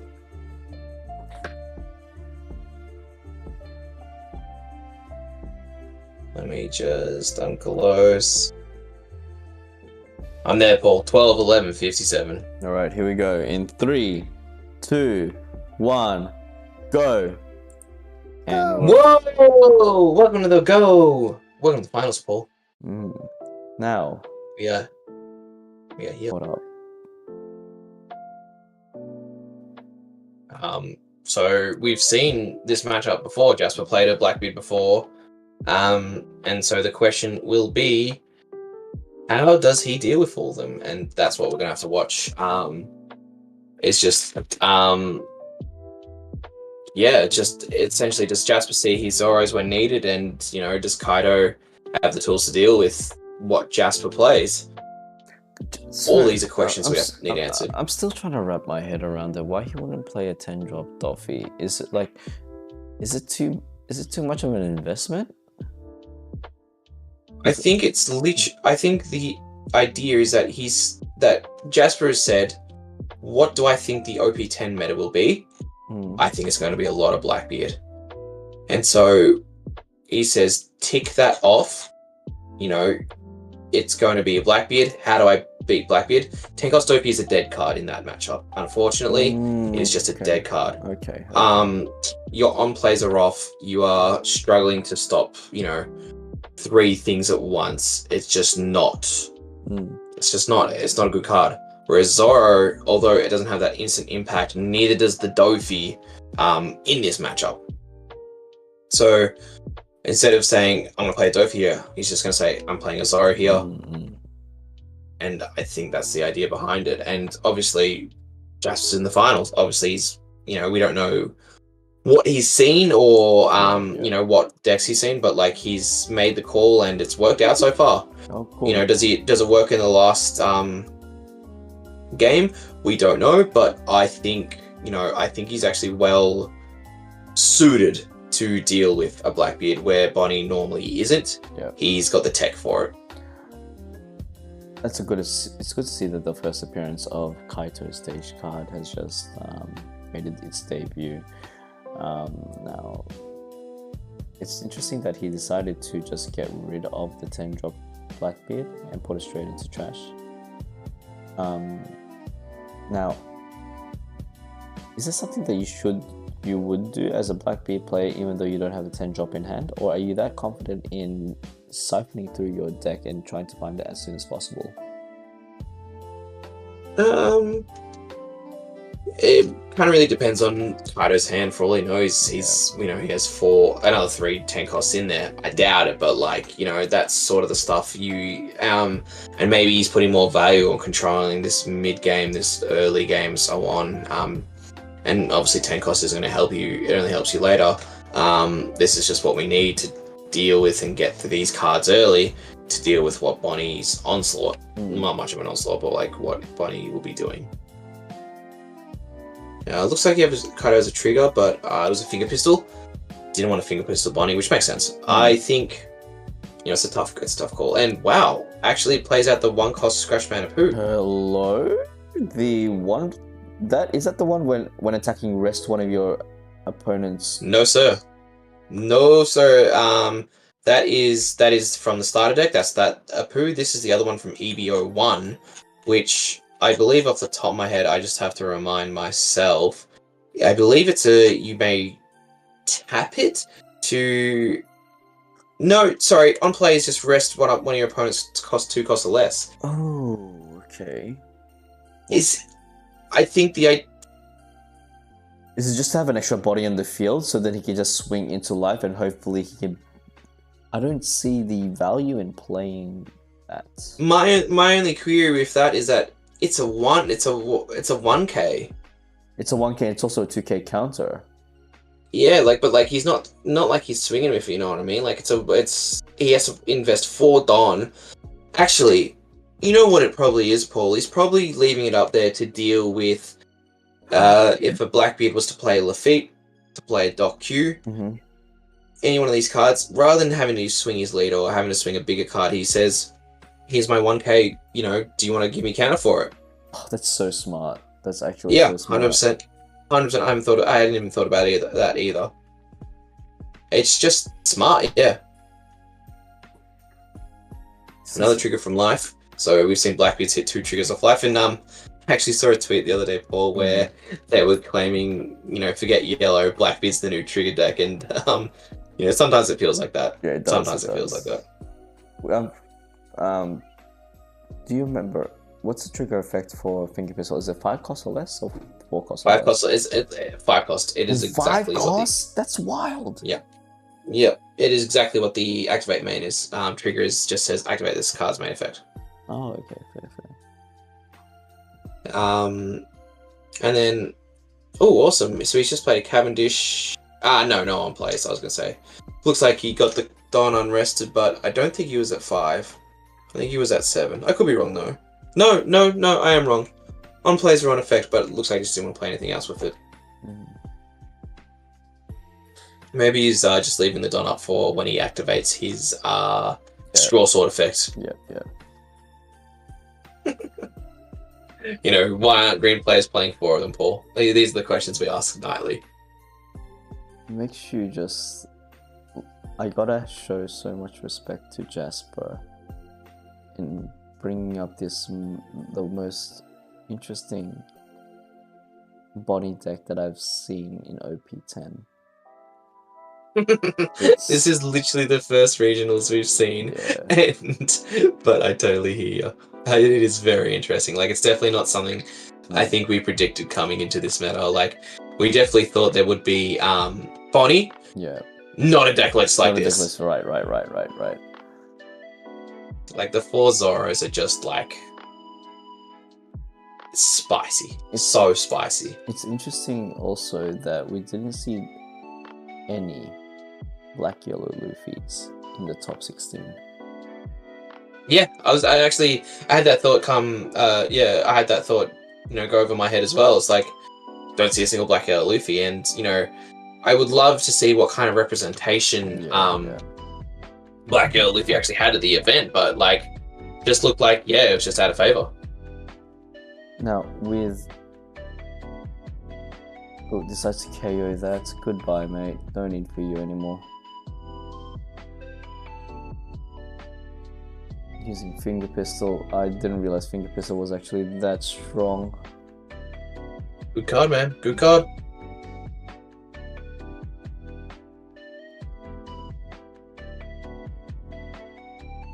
But, we look at where, Jasper's kind of situated. He's kind of vibing right now. He's got this little 1-cost Scratch Man that will swing into that Lafitte and will either A, force the Lafitte off the board or get a counter out of hand, which is, just good to see. And then we can also just see Jasper's just taking his first life ball. He's pretty feeling healthy in regards to what,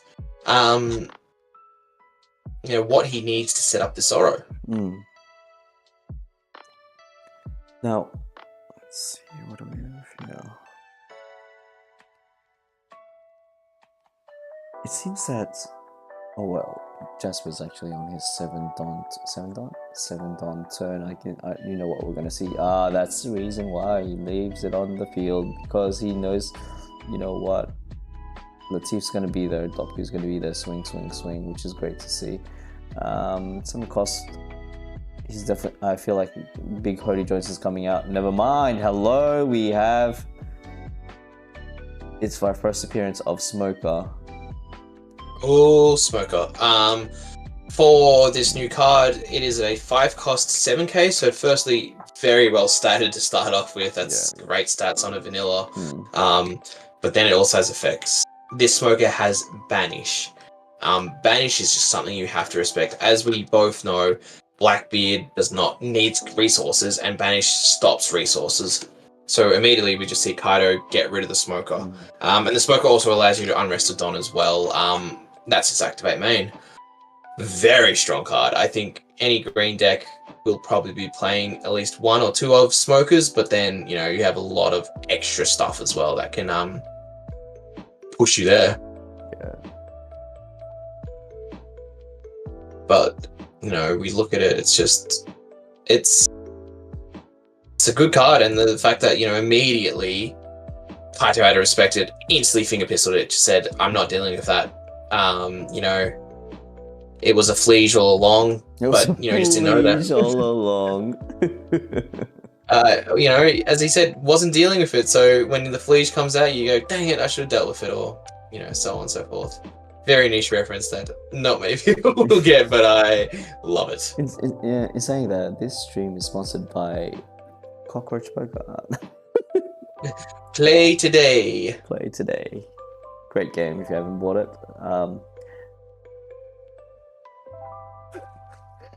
Come on, Roxas, you need to go to sleep.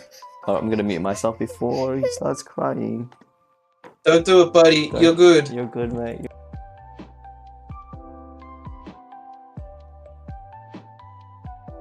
I too would be upset.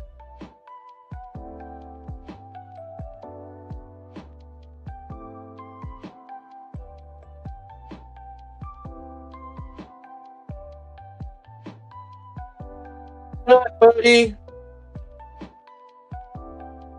Oh no. He's a very polite young man.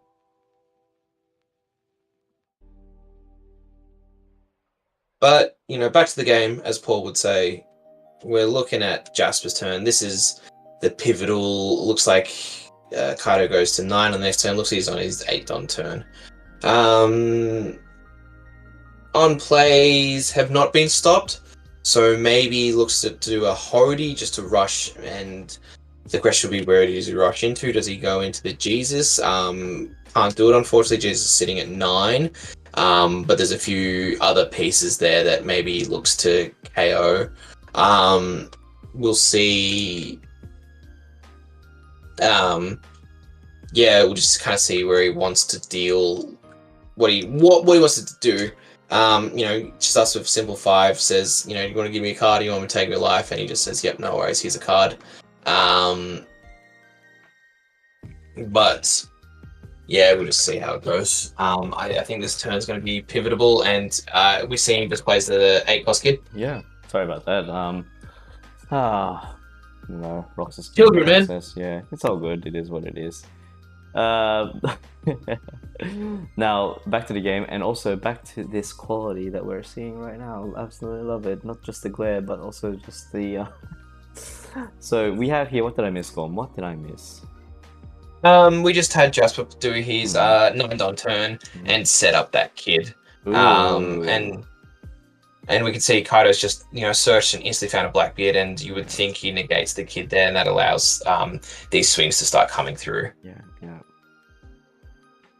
Now, man, this is the board state that you don't want to see, especially with Bonnie slowly ramping up characters on the board. I mean, let's see. Wait, he decides to take. Oh, he negated. That's why did he negate the? Wait, how come he swung into There's one Don attached to the. Well, he played the 10-cost Blackbeard, sir. Oh, my apologies. Okay. So negates. Literally just puts a giant X on. Okay. Oh, Rock's not having a good time. Oh no, he isn't. Okay, I'm gonna be right back. You might need to solo content for a bit. Okay. Just good. I will solo content. We are solo contenting the old Gorm. Not thankfully, old Gorm doesn't have any kids, so I don't have to stress about that. But all good, no stress. So yeah, it's just, and this feels like more basic Kaido. I keep saying Kaido because Kaito's name up there. This is more basic Blackbeard versus Bonnie, which is when Blackbeard just negates stuff. For example, you set up this 8-cost kid, you put a blocker up, and it just says, it doesn't really matter, I can just start swinging at your life, and then you're going to have to eventually use this blocker to stop me, because your kid isn't necessarily effective right now. Another thing to remember is that due to the fact that Bonnie has, due to the fact that Blackbeard has negated that kid, you can't actually re-arrest it, because you can't swing with it, you can't do anything in that regard, so that makes it very awkward for you to be able to, it just makes it awkward for you to be able to do something with it. It kind of just, it does become a dead card. Just really not ideal. And that's kind of where the thought process of Blackbeard versus Bonnie, Blackbeard was favored because of stuff like this. But we can see Jasper just plays down the Hody. That was his last turn. He's just swinging, but he's not, the second Blackbeard. I think Kaido might just take game 1 here. It feels in a pretty unwinnable position unless somehow Bonnie stabilizes, but with the double Blackbeard and also the 10k Jesus on board, and it looks like he's already just scooping already. That is game 1 to Kaido. Takes first blood in the finals of OP, the first regional of OP10. Kaido takes first blood. GG's to Kaido, saw the cards he needed, but played it well as well. Just dealt with stuff as it came out, knew what to deal with and kind of how. And especially, we saw him take that rip straight away of it was the Tankos Blackbeard, straight off the search, and just said, you know, this is what is going to win me the game, and you know, we can all agree that that's what happened. You know, that's just what he needed there to push himself, not over the edge, but like it's just like a bit of an unwinnable position from there, unfortunately for Jasper. And you know, we didn't see a single Dofi. Sorry, not Dofi. Didn't see a single Zoro. How big does that play into this matchup? I think it plays a lot into it, but also if we kind of felt where Kaido was at controlling this game, I think even if Jasper was to play a 9-cost Zoro instead of a Kid, exact same thing would have happened. That Kid was just a bit of extra protection because the Kid brought out the killer, whereas Zoro just would have brought himself out. And then if that was just, again, 10-cost Blackbeard, can't really do much about that. It just hurts. So it looks like we're on to game 2. I think Jasper will hopefully be going second. I don't know how much it plays into this whole matchup, but I think in my head right now, I think you kind of want to keep the Blackbeard off that immediate that immediate turn of 10 cost. 10 cost, as we know, just backbreaking sometimes and can completely ruin your game. But looks like once again Kaito is on second.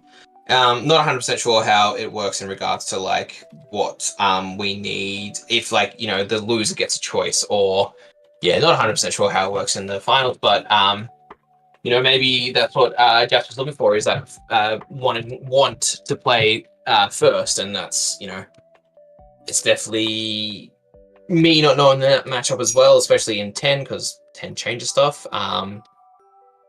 We'll just have to see kind of how it plays out and go from there. So yeah, we've got Kaido on the turn, forward on play. Kind of debating what to play here. You know, looks like Jasper's got the TCG out, so he feels a bit better at the TCG. So yeah, Jasper's just Kaido's just got rid of a card to the stage, and just looking for cards. Either A, to put in trash, because as you can see, he has a Kuzo in hand, and B, put in hand, you know, cards to have as well.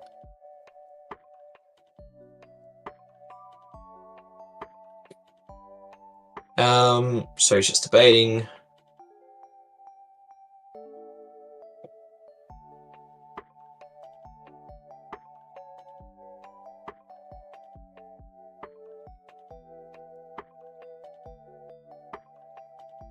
You know, what does he want? And, you know, we're in the finals here. People are going to be taking their time trying to figure out what the optimal play is. You don't want to get to a point where you've just, you know, ripped something off and you're like, oh no, I've made a mistake. And I think there was the last game with Kaido as well, where he grabbed the thing and he's gone, oh wait, no, I want this. And the judge just said, nah, sorry, brother. You know, you did your whole showing of the card. What am I trying to say? Shows the card and, you know, took your finger off it, says that you made your decision, you got to stick with that now. Didn't end up mattering, but, like, you know, just shows kind of what the level at the judging that they've decided to do for this, which is, you know, I think is fine.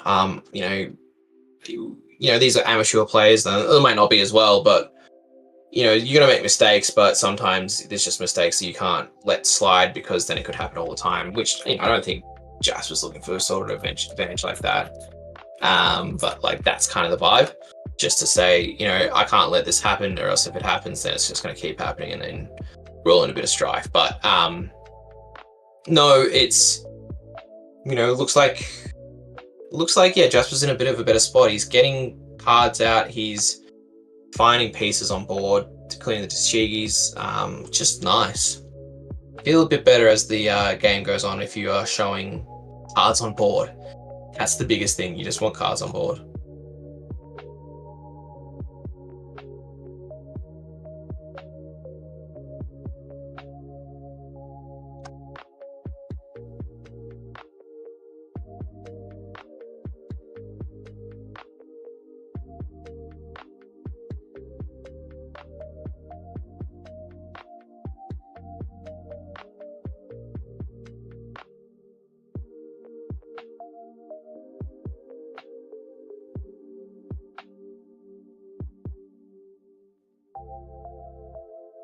Apologies, just letting the game kind of breathe and see how we are doing it. You know, just vibing. You know, what's awkward? So yeah, let's see what else we got.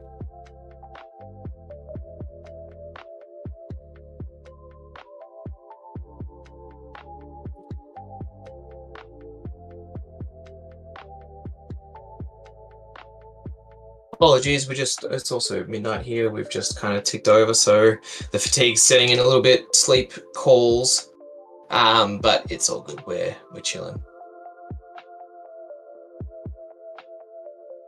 So we've got, looks like we've got Jasper on, what Don is this? Looks like he's 7 Don turn. So he's just going to start off with a Bonnie search. You know, I can try to imagine what cards he's looking for. The 9-cost Zoro isn't searchable, so he has to draw into that naturally. So that would be the idea between having 4 of them, because you want to draw into naturally. And then, you know, what else does he have for 5 Don?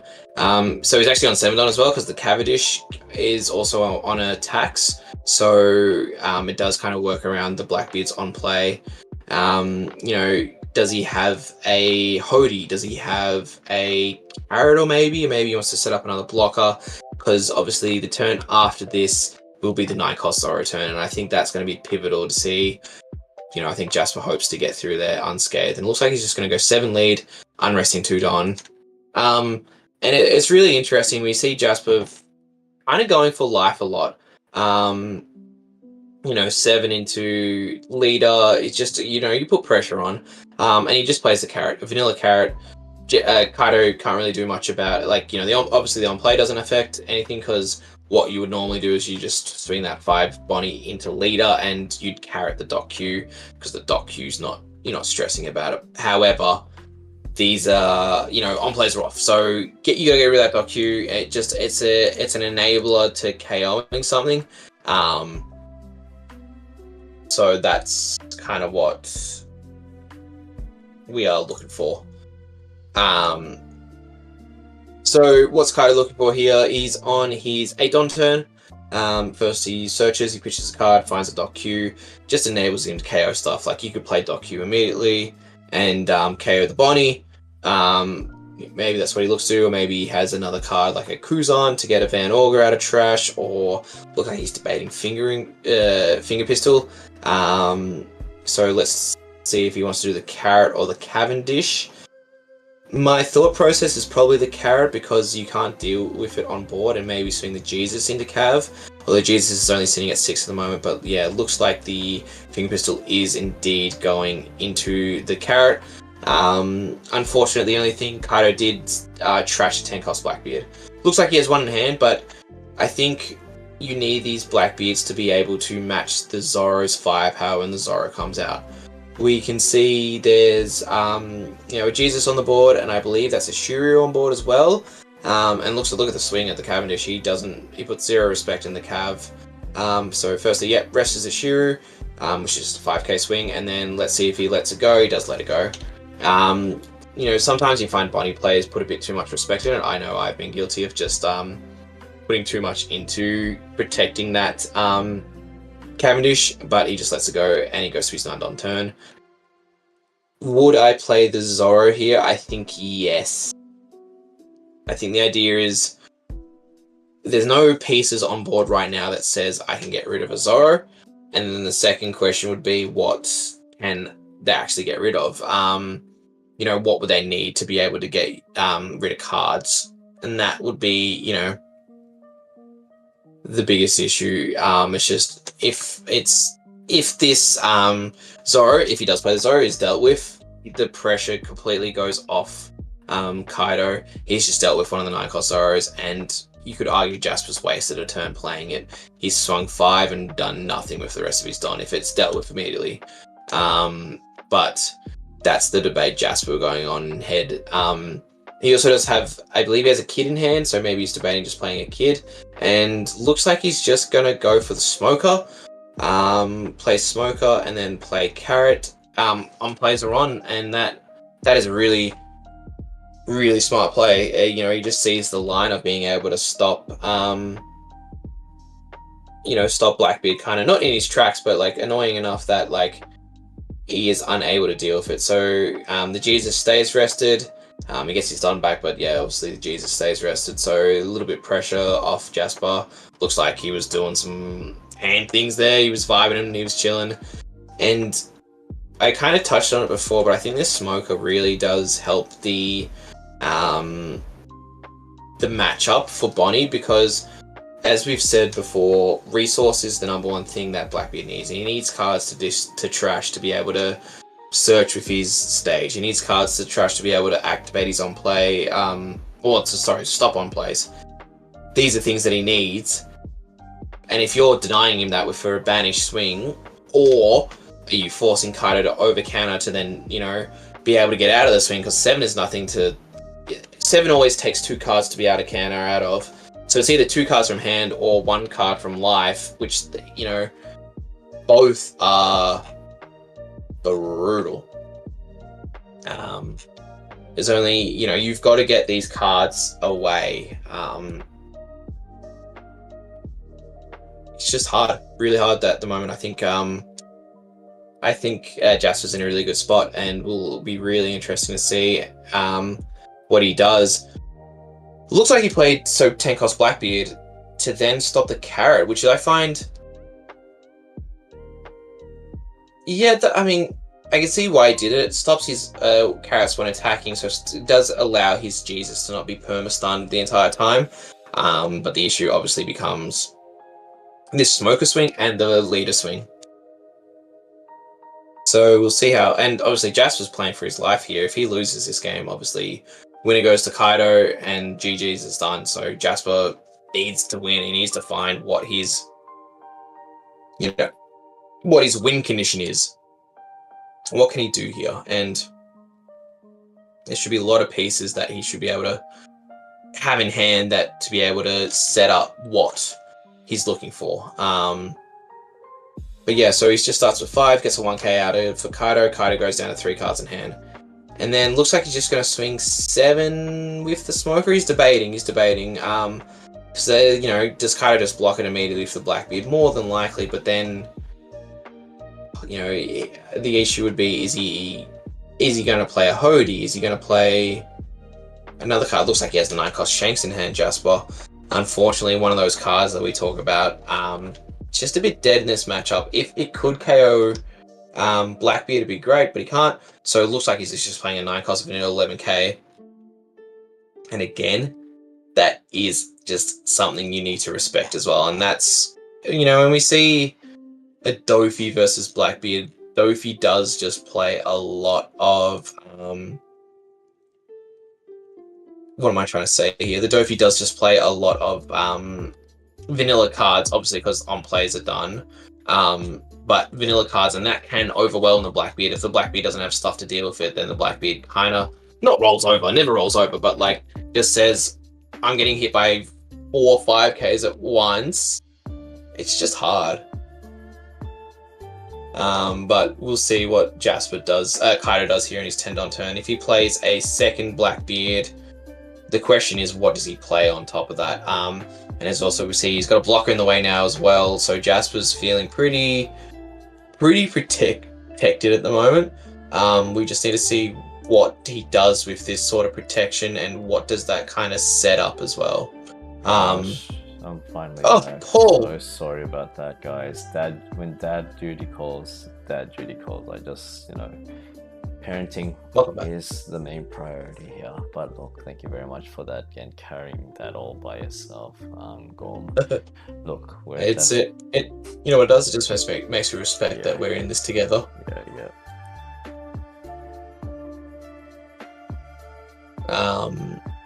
Look, we've just seen kind of back and forth here between Kaido and Jasper.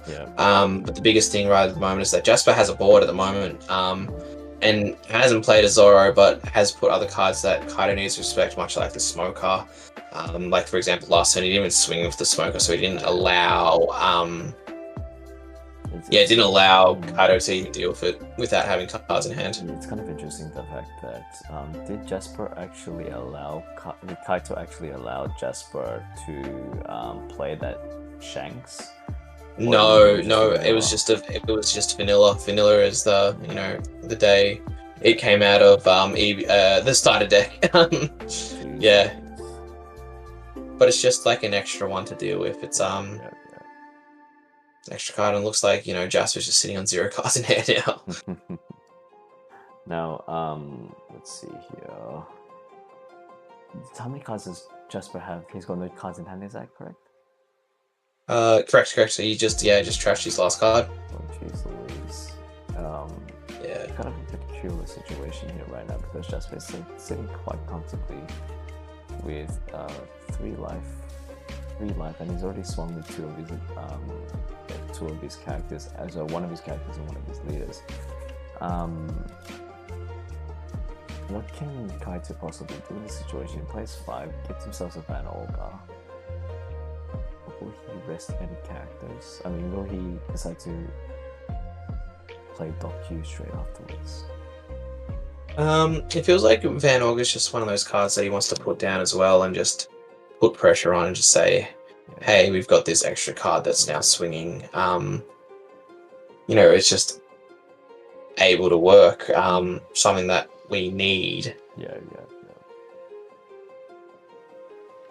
And just allows, just hurts. It's just something that Jasper has to respect and be aware that there's another swing that he has to deal with. Look, he's still pretty healthy at the moment, but look at the board state. It's really interesting, and Kaito also has 2 Don up. I don't know if he plays something like Barrier or something like that, but I doubt it. And with the 5-cost Smoker swinging second to lead, we have to be mindful that he does actually have damage as well.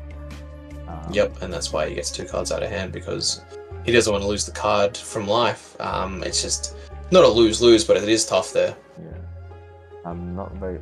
We're definitely going to see a round 3 at this point, with Kaito have to be surviving and not just a shank swing, but also a carrot as well as a Bonnie swing. So it's just Don distribution at this point. He does have to worry. Jasper does have to worry about the 10k blocker as well. Swinging out to 5k just to fish for a bit. Yeah, and it looks like Kaito only has about 1 card in hand, so like, it's tough.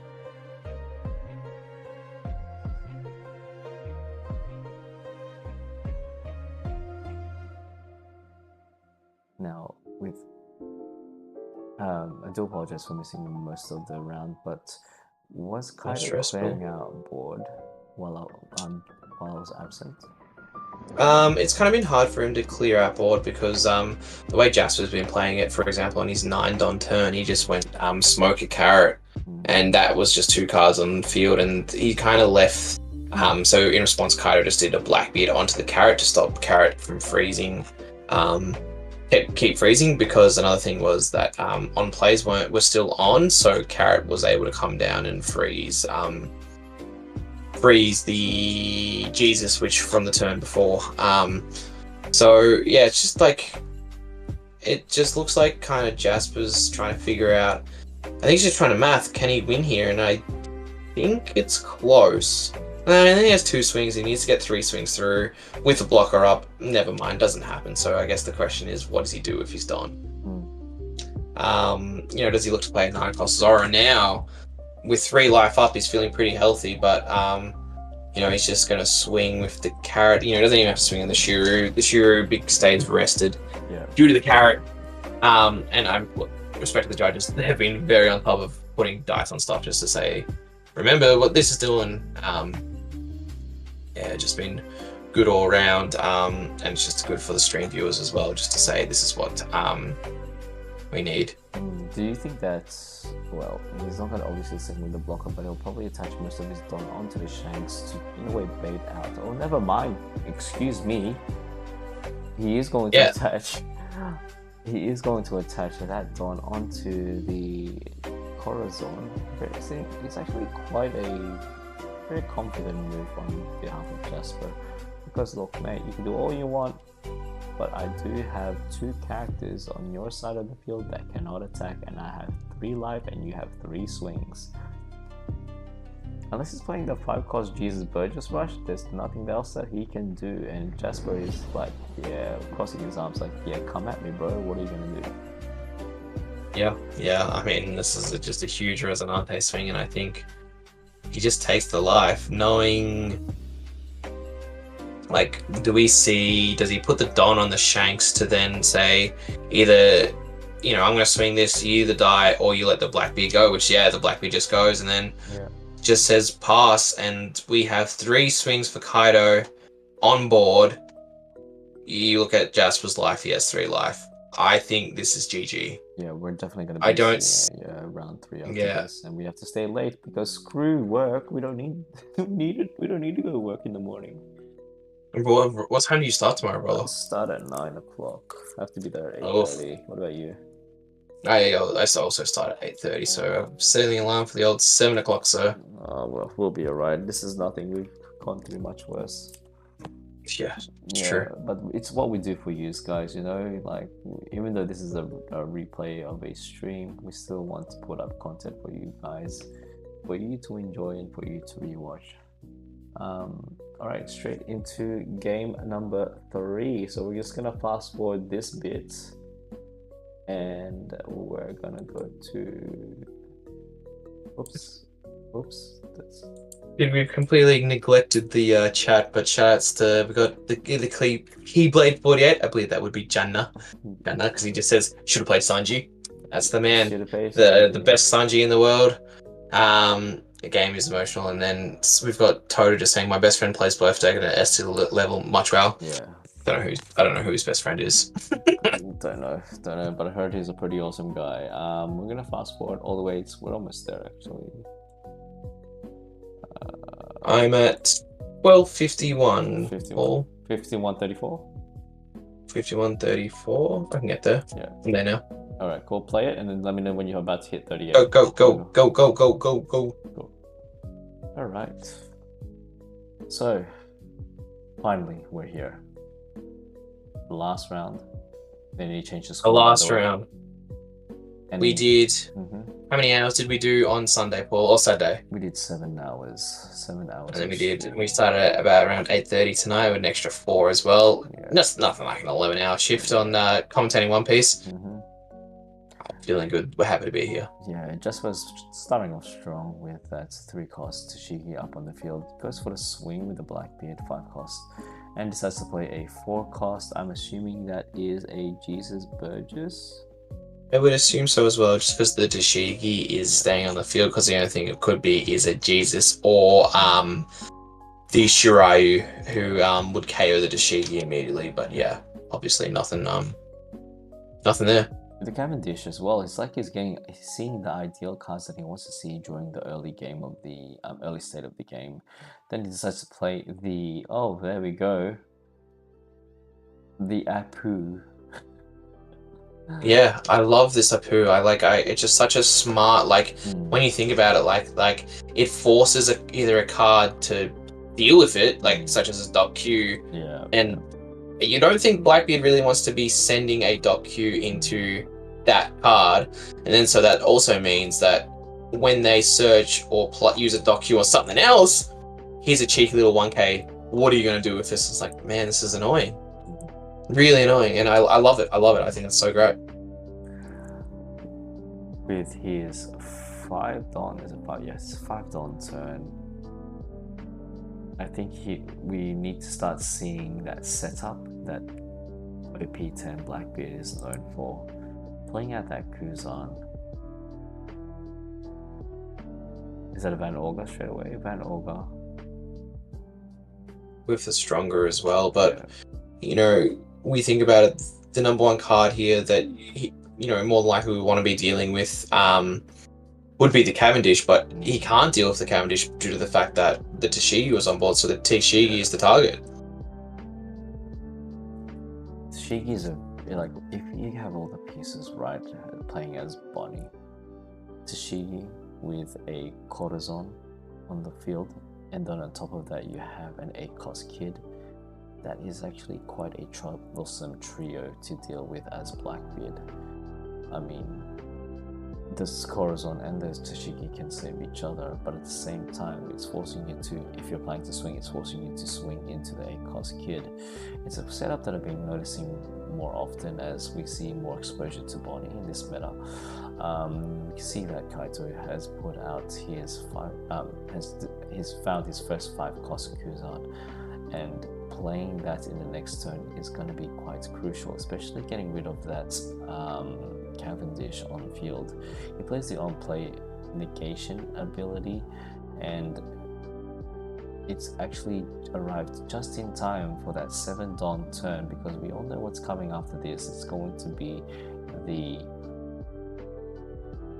what is it, Hody Jones? Hody Jones is the on-play ability, and then he gains rush, is that correct? No, it is inherit rush. So that's the tech with Hody, can rush even when Blackbeard says no one plays. And so that's, that sometimes feels pretty okay to be able to do something like that. Yeah. Ooh, we see a Tashigi swing with the Cavendish. We stand 2 Dawn. Then he's got another 5 Dawn to play with. The question is, what can he possibly play with a 5 Dawn? Will it be another Cavendish, or will it be another Smoker? Oh no, it's a Carrot. My apologies. Carrot. Yep, Carrot's just shown its value this set. It's just, it can stop a lot of if a lot of stuff needs to be tapped for Blackbeard, and Carrot stops that.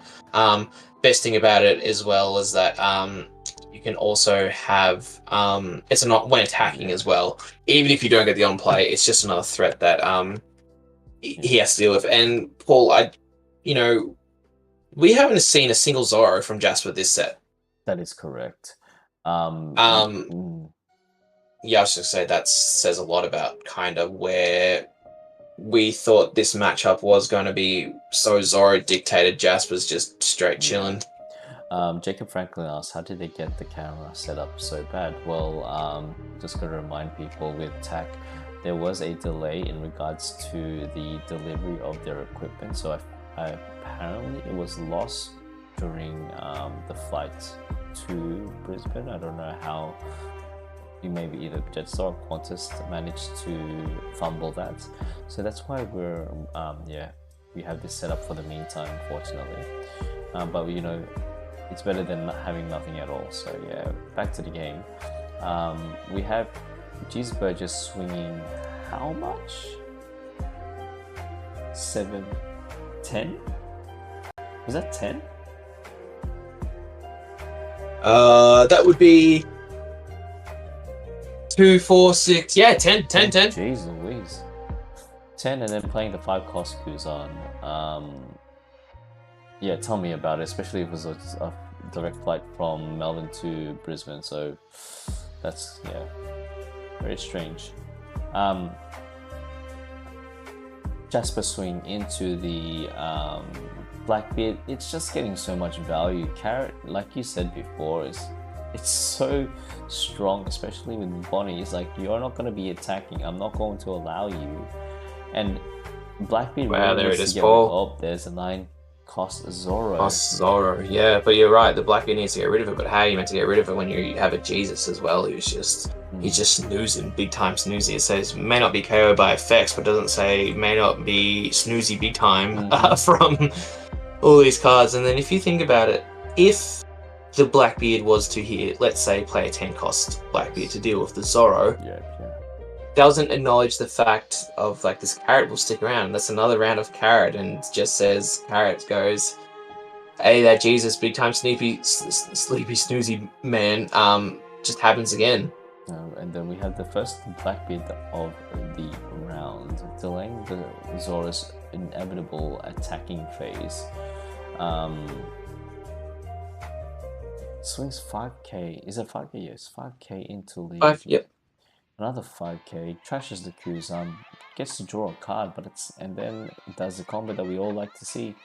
The only problem is it is potentially setting up for the next turn. However, will we actually see a next turn? Most likely we will, because Zoro's We will see it. But Yes. it is But Paul, I guess the question is, if Jasper has the second Zoro in hand, does he just play the second Zoro and say, deal with two of them? And if we also look at Kaido's hand, Paul, he has a lot of events in hand. Oh, yes. He's just taking a 5k swing. 6k swing, once again, freezing the Jesus isn't going to be too much. And I think he's giving the 2k that he literally just took off life, but no, he blocks there. The only thing he really needs to be concerned about in regards to Rush is a Hody. But, it's okay to deal with that at the moment. But the pressure that this Hody would create would be pretty immense, especially if the fact is he has to deal with the Zoro. You know what he can't do at the moment, Paul? He can't deal with the Zoro. Can't deal with the Zoro. How is he able to, you can only do so much by doing the Van Olga combo from the Kuzan, because you need to legit have the stars aligned by having 3 Van Olgas. He plays the biggest and thickest vanilla I've seen in his deck, not having concern for the world. Doesn't matter if the on-playability is there, you're going to be dealing with this big body later on, Kaito. It's inevitable. It is what it is. And it's even so, it's so sad to see that Kaito has nothing but bricks in his hand. We have a swing of 5k swing from the leader Blackbeard, easily countable from Jasper. We have another 5k swing using the Kuzan. That's not going to even make a dent in regards to the defense in regards to the hands. In regards to Jasper's situation. Now, 2 blockers, a frozen Zoro. Kaito needs to pull up another Blackbeard, but I don't even think that's going to save him because he has Shanks to worry about. And also, Kaito only has 3k worth of counter in hand, Paul.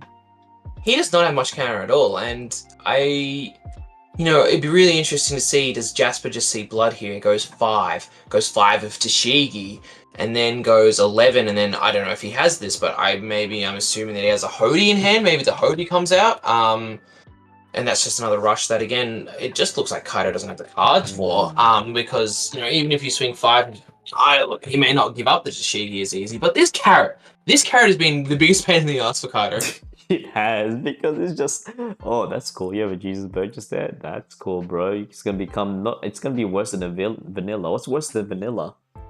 It's just Sleepy time Jesus. It's basically a brick. It's a brick on the. It's just a brick on the floor. floor brick. And look, this is a weird thing to point out, but keeping the Jesus on field, it also never allows Kaito to actually play like a what is the new card from the 6-cost one? Because Jasper's only up by 1. You need to be 2. What is it? Not Retribution. It's something along those lines, though, isn't it? Why is late night vibes, Paul? This is late night vibes. Yeah, it is. I know I've said the card name today as well. Liberation? I just can't think of it. Liberation. That's the one. Thank you. Yeah. Liberation. But yeah, it's just you can't liberate. You can't get rid of these cards. And again, the Tashigi's on the board as well.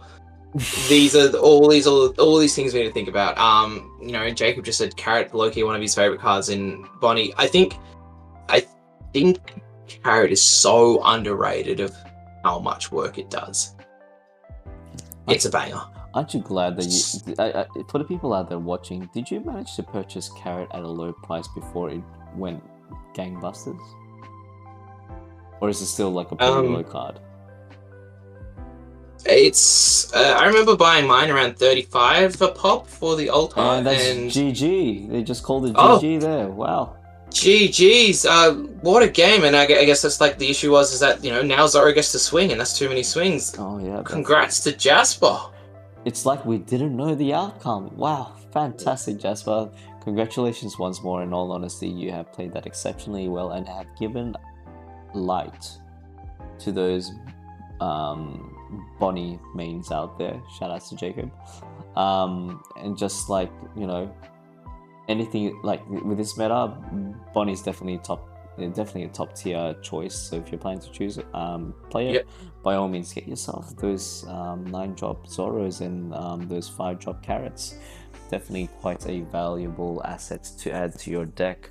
Now, it is quite late now. I do want to give a massive thank you to Gorm for not just carrying it while I was away and in the absence of being a dad, but I do appreciate your effort and just tagging along throughout this 3 hours and 30-minute stream.